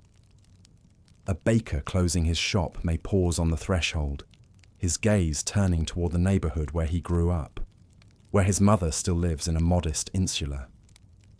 The city is vast, and years of work can pull a man far from the streets of his youth, but memory is a path walked easily in the mind. In the insulae, this pull toward home plays out in small rituals. Families gather on their stoops in the cool of the evening, sharing bread or roasted chickpeas, talking of the day's events. Neighbours stop to greet one another, exchanging a few words in the narrow space between doorways. These are not grand reunions, but they are the stitches that hold the fabric of daily life together. For the wealthy in their domus, the return home is marked by transition. Servants take cloaks and sandals, pour cups of wine, bring small dishes of fruit or cheese. The master or mistress steps from the public role into the private, the measured words of the street, replaced by the more familiar tone of family. Yet even here, among frescoed walls and carefully trimmed gardens, the hunger for something beyond the city can whisper, perhaps in the scent of imported spices that recall another coast, or in the music of a visiting player whose melodies carry the accent of a far-off province. You notice too that this hunger is not always a longing for a distant place. Sometimes it is for a moment in time, an afternoon from youth, a festival long past, a person whose voice is remembered more clearly than their face. Rome, for all its grandeur, cannot supply these exact comforts. It offers its own instead, and those who live here learn to weave them into the fabric of their longing. The taverns fill as the light fades, not only with those seeking food and drink, but with those seeking the company of familiar voices.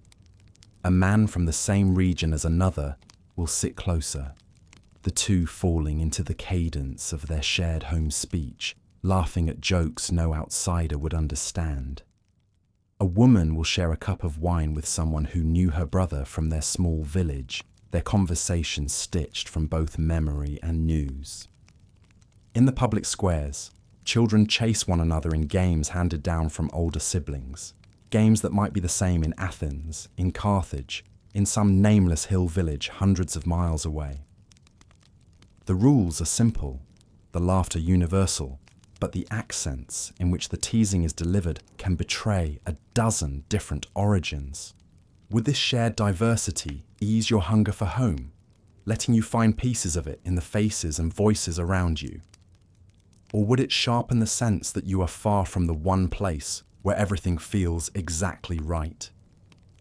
As night deepens, lamps are lit in doorways and along the streets.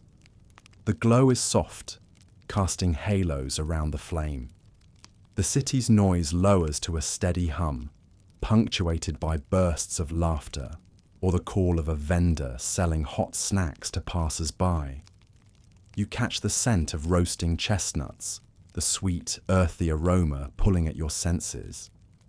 It is not the food of every Roman's home, but for some, it will be the taste that carries them back instantly to a mother's kitchen or a winter festival in their youth. The quiet hunger for home is not something to be cured in Rome. It is something to be carried, to be given space in the mind at the end of the day. In the cool interior of a small room, a man will take out a letter from his sister, reading it again by lamplight though he knows every word. In a wealthy villa, a woman will open a carved box to touch a handful of dried flowers from the garden of her childhood. In the barracks, a soldier will fall asleep with the rhythm of his province's river still echoing in his thoughts. The city makes room for this longing. though it never stops moving around it. It is possible to live here for decades and still feel the tug each evening, the quiet reminder that no matter how far the roads stretch, there is one direction that always points to a place that will never be entirely replaced. And perhaps this is part of Rome's endurance. It holds within its walls not only its own identity, but the countless threads of memory and longing brought by those who live here. It is a tapestry woven from 1,000 different homes, each colour deepened by the distance from its source. When you finally find your own place to rest, whether in a crowded insulae or a quiet guest room in a friend's domus, you understand the truth of this hunger.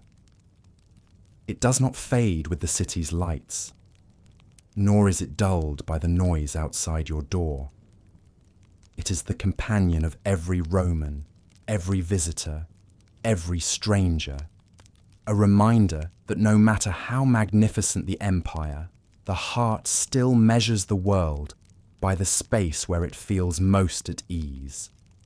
And in this, the hunger for home becomes its own kind of map, guiding you through the streets, not just toward where you sleep, but toward the pieces of yourself you carry in a place far beyond Rome's marble walls. The morning's pace in Rome may feel swift, but it is in the shifting hours of an entire day that you begin to sense how little of life here belongs entirely to the individual. The empire runs not only on marble and manpower, but on a strict rhythm that turns even the most personal moments into parts of a larger pattern. Time is not yours alone. It is Rome's, and Rome claims it without apology. The first measure of this timetable is the sun itself. Dawn is not a suggestion here, it is a command. As soon as light spills over the rooftops, the city's arteries begin to fill. The market opens at the same hour each day. The aqueduct-fed fountains begin to draw their first queues of water bearers, and labourers take their tools to wherever the day demands them. Sleep too long, and you'll find the best goods gone, the important decisions made without you, and the space in the street narrowed to whatever corners the crowd leaves unclaimed. But the sun is only the outer frame. Inside it, Rome's calendar weaves public obligation into private hours. There are the fixed days of the Nundinae, the market week, repeating every 8 days, which pull farmers, craftsmen and traders into the city whether they wish to be there or not.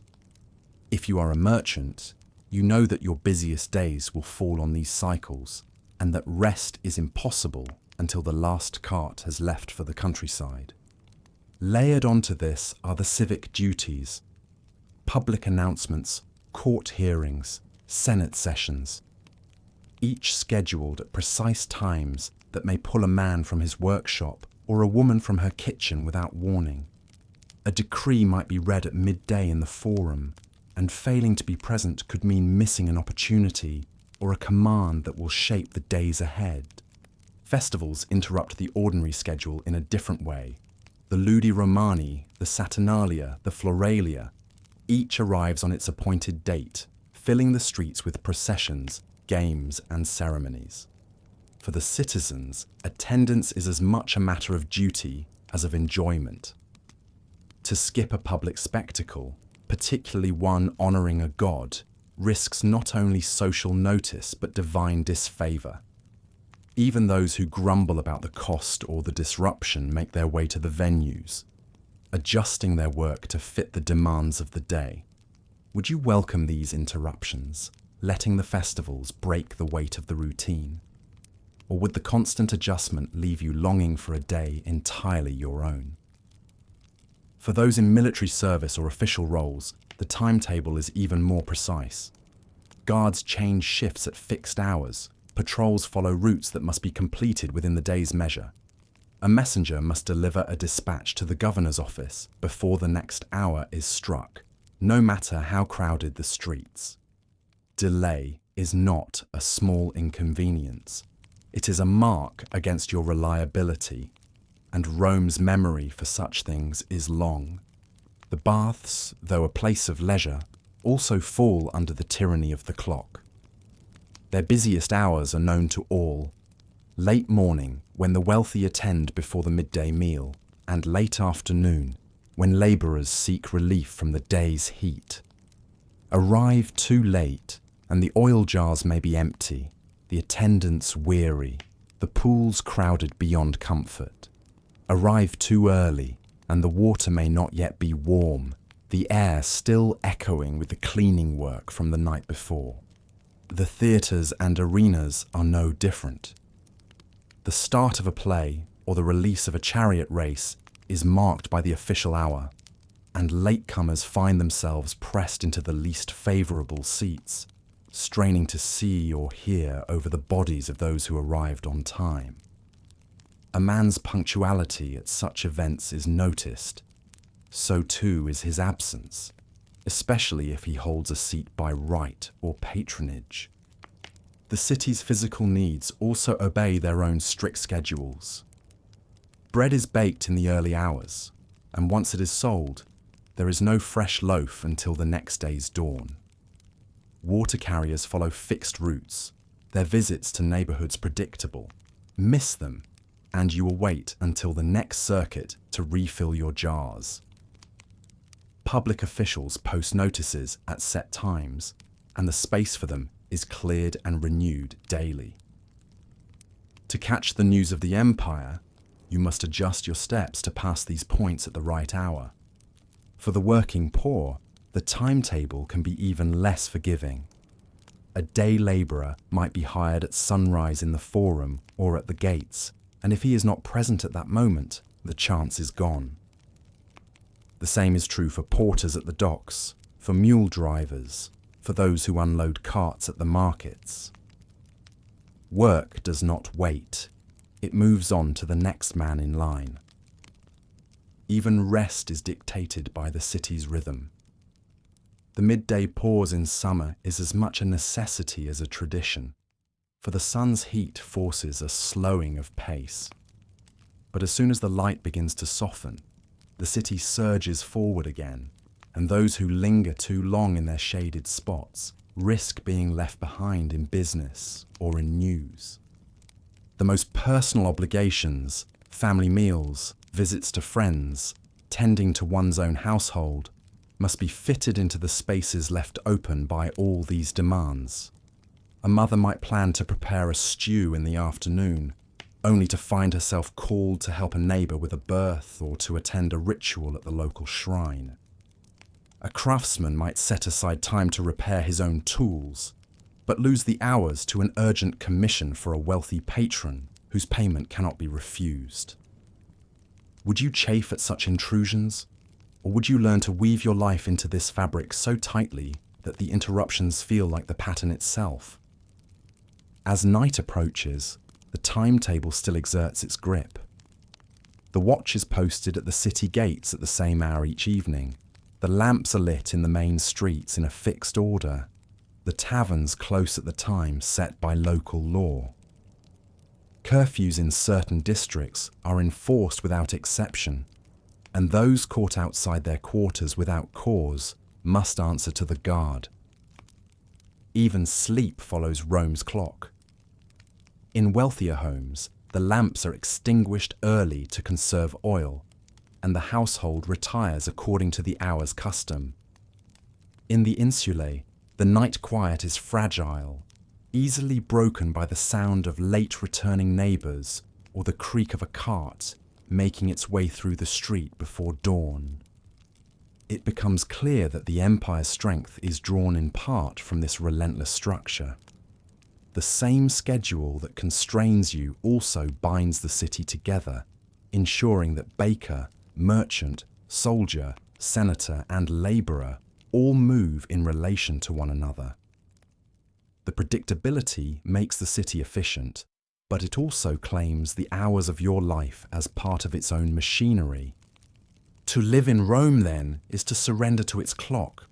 You may try to bend it to your will, but in the end, it will draw you into its pattern. turning your steps, your meals, your gatherings, your very sleep into parts of the empire's ongoing rhythm. It is not cruel. It does not single you out, but it is unyielding.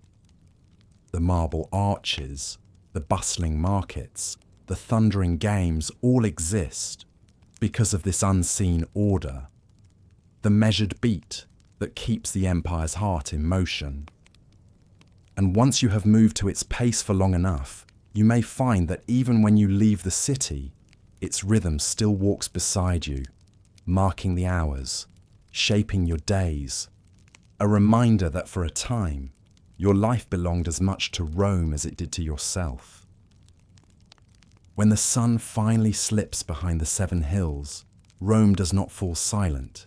It changes its voice. The brightness drains from the marble, leaving the city's bones bathed in the deep gold of oil lamps and the silver wash of moonlight. Daylight Rome is a place of display, movement, and public life. Night Rome is a place of edges and layers, where every sound is more distinct and every shadow more meaningful. The first transformation comes with the lighting of the lamps. In the main streets, attendants move methodically, kindling flames in tall bronze stands. The oil catches with a faint hiss, the wicks bending under the heat until the light steadies. Each new flame pushes the dark back a little further, but never entirely. The pools of light leave wide stretches of street in partial shadow, where the walls seem closer and the air feels thicker. The Forum, so loud with bargaining and debate during the day, now hums more softly. A few stalls remain open, selling hot snacks, roasted chickpeas, honey cakes, spiced wine kept warm over a brazier. Customers lean close to the light as they count their coins, their faces half lit, half hidden. Voices carry farther now, the absence of the daytime roar making each exchange sharper to the ear. In the wealthier districts, the streets are quietest. Houses close their doors early, and the sound of the evening is filtered through courtyards and shuttered windows. You might hear the faint pluck of a lyre or the murmur of conversation, but it comes softened like light through fine linen. The paving stones here are swept clean, the lamp stands polished, the air holding the scent of flowers from private gardens. Elsewhere, the streets are busier, but their life is different from the day's commerce. Taverns are at their most crowded, spilling laughter and the occasional shout into the lanes outside. The smell of wine, strong and sweet, mingles with the richer sense of roasted meat and garlic. Here, neighbours meet after the day's work. Dice clatter in small cups, and songs rise without warning, drawn from a dozen provinces. The accents mix like the aromas, some harsh, some lilting, all at home in the dark. Would you be drawn to these gatherings, letting the warmth of food and noise draw you in? Or would you prefer to walk the quieter streets, content to be a shadow passing between pools of lamplight? The night brings different work too. Bakers begin kneading dough for the next morning's loaves, their hands moving rhythmically under the flicker of the hearth. Couriers set out with messages to be delivered before dawn, choosing the back streets where the traffic is lighter. The city's watchmen patrol in pairs, their sandals striking the stone in a deliberate rhythm that announces their presence long before they appear. They carry staves and lamps, scanning the shadows as they pass. In some districts, musicians take to the streets, playing for coins tossed from doorways or upper windows. The sound of a flute can drift far on the cooler night air, winding between buildings until it fades into the low rumble of the Tiber. Near the river, the air is damp and heavy, the water's surface dark except where the moon or a torch catches its ripple. Barges creak as they shift against the docks, and the voices of boatmen calling to one another echo off the stone embankments. The night streets hold their hazards, subtle but real. Without the sun's full light, the unevenness of the stones is harder to judge, and the narrowest alleys can conceal more than just shadows. Pickpockets move quietly among the unwary, and disputes that began in the taverns can spill into the lanes without warning. The city's watch does not walk everywhere, and there are places where their absence is felt as keenly as their presence. Yet there is beauty in this Rome as well, a different kind from the blinding white of marble under the midday sun. In the lamplight, the colours of frescoes deepen. The gold in a temple's door catches in thin, glinting lines, and the statues take on a living presence in the half-light. The sound of sandals on stone is softer, the scent of night-blooming flowers slipping through cracks in the walls to mingle with the smells of cooking and smoke. Some citizens take this time to visit friends, their cloaks pulled close against the cool. These visits are unhurried, the roads between houses quieter now that most of the day's errands are done. A knock at a door in the evening is a signal not of urgency, but of trust, an invitation to share an hour in the calm between the day's labours and the night's rest. In the Subura, the city's densely packed quarter, night is lively in a different way. The narrow streets remain busy long after the sun has set. Children playing in doorways, vendors selling the last of their cooked meals, neighbours leaning out of windows to speak across the lanes. Lamps hang from cords stretched between buildings, their light swaying with the movement of the air, casting the walls into alternating shadow and glow. Here, the heat of the day still lingers in the stones, and the closeness of the buildings holds it in. Walking through these streets, you feel the city's pulse in a more intimate way. The press of people is less than during the day, but the connections are closer. Every voice, every gesture more noticeable without the noise and glare. You might hear your own footsteps echoed from 3 different walls, the sound following you like a companion. Would the night here feel like a reprieve from the day's demands, or would its closeness feel heavier, the absence of daylight making the city seem larger and more unknowable? In the quietest hours, just before midnight, the city reaches a balance. The main streets are nearly empty except for the watch and the occasional traveller. The air is cool enough to raise a faint chill where it touches bare skin. The sense of the day's cooking faded into the faint smell of ash from extinguished fires. The Tiber moves steadily, its surface broken only by the occasional fish or drifting debris. The sky above is darker here than in the countryside, but the brightest stars still pierce it, standing out against the dim wash of the city's own light. It is in this stillness that you can hear Rome breathe, the deep, slow rhythm of a city that never truly sleeps, only shifts its weight from one hour to the next. Somewhere, a baker's fire catches with a crack. A dog barks once before settling again. A gate creaks as it is drawn shut for the night. These small sounds replace the roar of the day, each one marking a life continuing behind closed doors. And when you walk through these streets, whether in the warmth of early evening or in the stillness before dawn, you are reminded that Rome's life is not only in its public spectacles or its bustling markets. It is here too, in the lamplight and the quiet footsteps, in the scent of bread rising in the dark, in the shadows that hold both caution and comfort. The night streets do not demand your energy as the day does. They ask only your attention, your willingness to see the city in its other face, softer, slower, but no less alive.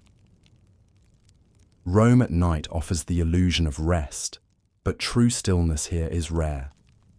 The city sleeps in fragments, an hour here, a short stretch there, always with one ear open. Even in the deepest part of the night, some part of Rome is awake, and the awareness of that presence seeps into every bed, every household, every drifting dream. For most, sleep begins not with silence, but with a gradual dimming of the day's noises. The calls of vendors fade first, replaced by the softer murmur of late conversations at doorways. The rhythm of footsteps slows, though it never vanishes entirely. The clang of a closing tavern door, the faint creak of shutters being drawn, the occasional bark of a dog. These are the city's lullabies. In the insulae, the tall apartment blocks that house the majority of Rome's population, night falls in layers. The upper floors cool more quickly, catching what breeze there is, but they sway slightly in strong winds, and their thin walls pass sound as easily as air. You might lie in your bed listening to the shifting weight of a neighbour turning over, the muffled cry of a child, the scratch of a rat in the thatch above. The lower floors are sturdier but warmer, holding the day's heat in their thick walls. Here, sleep comes slowly, sweat dampening the straw mattress. Outside the window, the street lies close. Voices, footsteps, and the rattle of passing carts filtering in even at midnight. A flicker of lamplight from a watchman's patrol might brush across the wall, a reminder that life continues beyond the door. For the wealthy in their domus, rest is cushioned by thicker walls and inner courtyards, but it is not without interruption. Servants move through the house even at night, tending to lamps, securing doors, or bringing water to those who wake thirsty. The trickle of a fountain in the atrium might soothe, but the faint echo of a distant street performance or the sharp cry of a nocturnal bird can still reach the ears of the sleepless.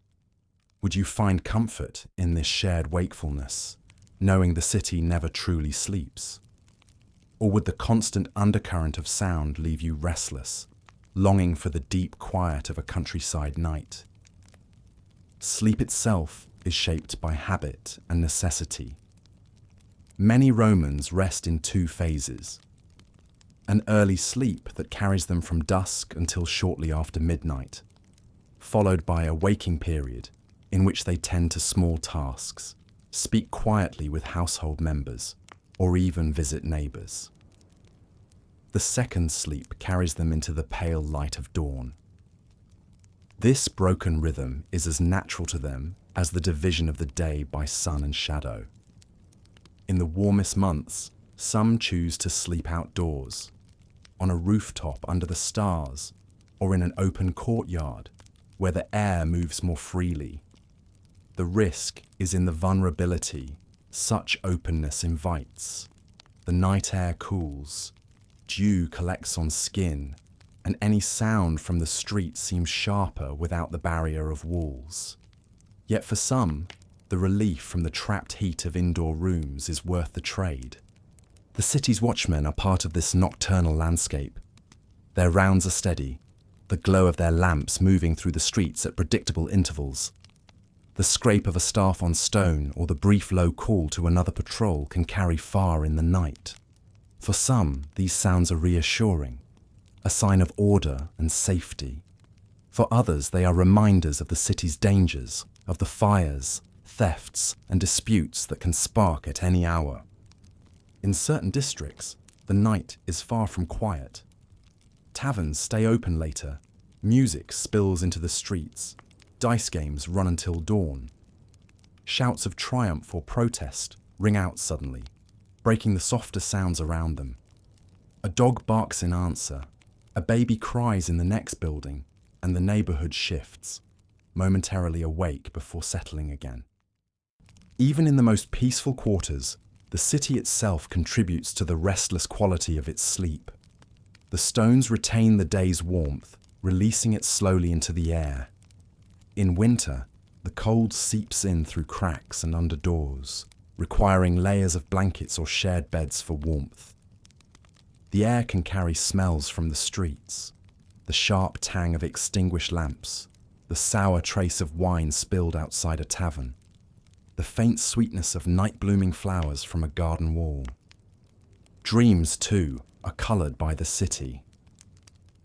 The mind drifts to the rhythm of the streets, replaying conversations overheard, the shimmer of the river in the afternoon sun, the press of the crowd in the forum.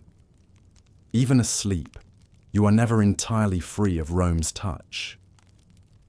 Those who rise before dawn do so quietly, moving through their rooms with care so as not to wake others. A baker might begin kneading dough while the stars are still out, the sound of his work muffled by the thick wooden table.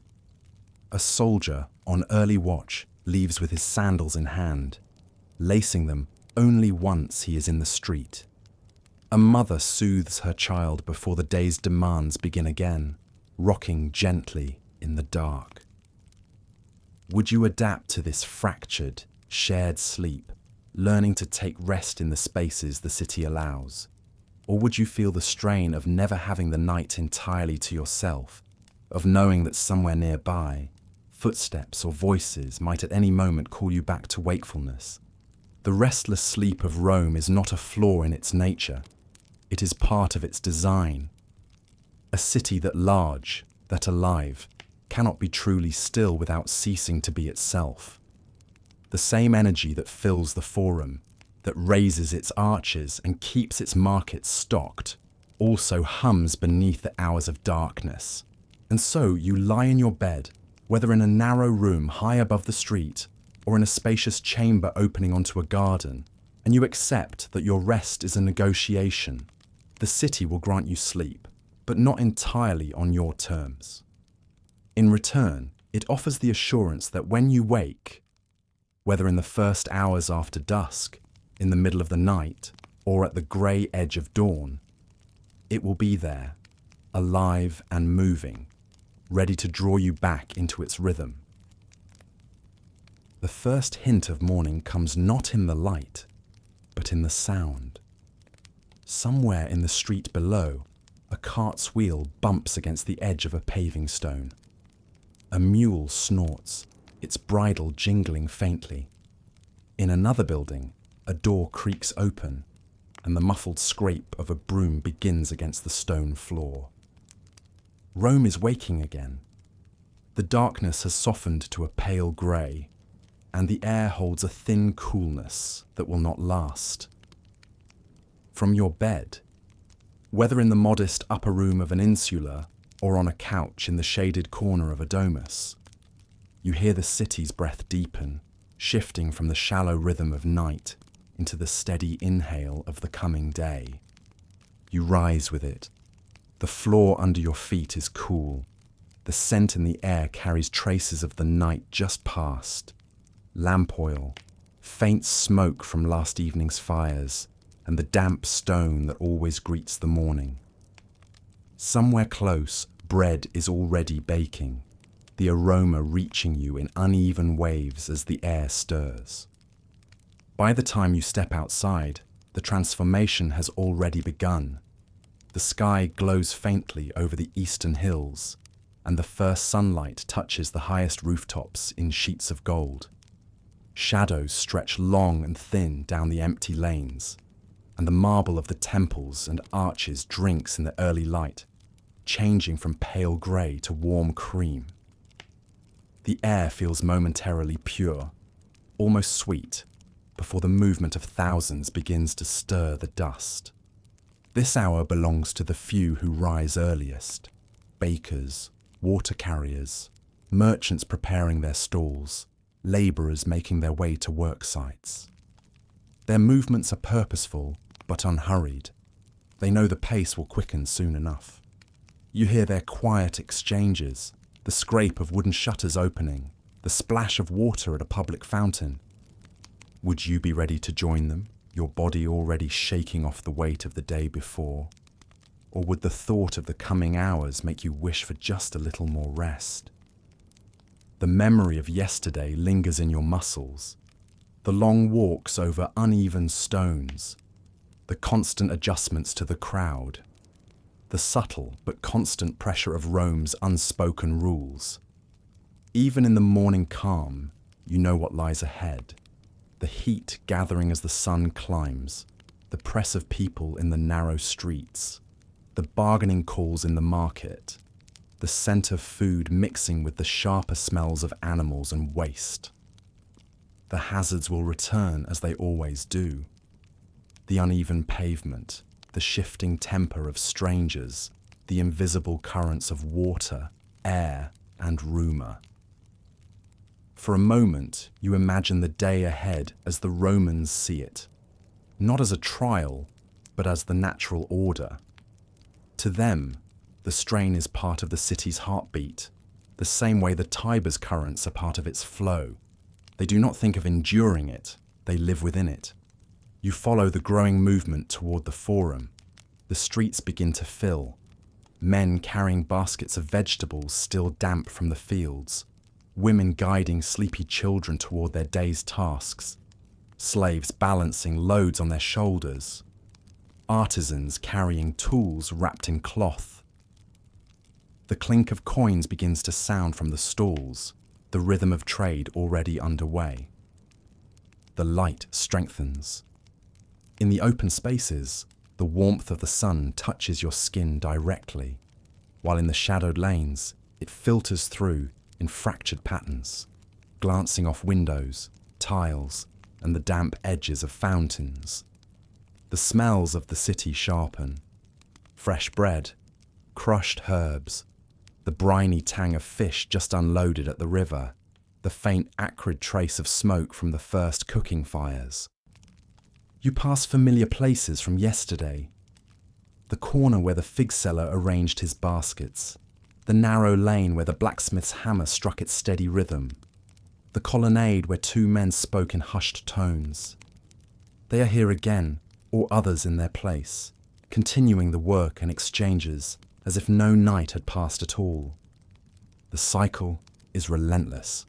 Every morning begins the same way, and yet it is never quite the same. A different face at a market stall, a new rumour carried in the voices of the crowd, a shift in the weather that changes the feel of the air. Rome renews itself daily, even as it repeats its rhythms. Would you find this comforting, the predictability of the structure, or would you feel the weight of knowing that each dawn will demand the same endurance as the one before? As the day begins to swell toward its first busy hour, you feel the pull of yesterday's strain meeting the push of today's demands. The city does not pause to let you catch your breath. It assumes you are ready, that you will fall into step as everyone else does. To fall behind is to be in the way. The sun is now high enough to erase the long shadows, turning the streets into bright corridors. The noise grows in layers, a merchant praising the sweetness of his dates, a soldier calling for the crowd to clear a path, a child laughing as she runs between her mother's skirts, the hollow ring of a chisel against stone. In the Forum, the crowd is already thickening. You hear debates beginning on the steps of the basilica, disputes over weights and measures at the market stalls, the shouts of hawkers advertising their goods. The smooth, open space between the rostra and the temples is no longer empty, but alive. Every corner claimed by someone with a purpose. You realize that this city, for all its splendor and its wealth, demands more from the body and mind than most places. It requires awareness of where you stand, of how you move, of what you say and when you say it. It requires a pace that can keep up with its own, a willingness to adapt to the press of others, to the heat, to the noise, to the constant layering of obligation over desire. And in this moment, with the new day just truly beginning, the truth settles in.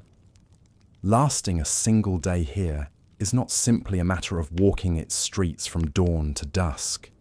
It is a matter of moving as Rome moves, of absorbing its weight without letting it slow you, of yielding when you must, and holding your ground when the moment calls for it. For the Romans, this is life. Every day a repetition of the one before, but also a renewal, each morning a chance to take your place in the endless flow. For you, the visitor, the stranger, the one who has felt the city's heat, its press, its unspoken rules, and its restless nights, the question is not whether you could see the marvels of Rome.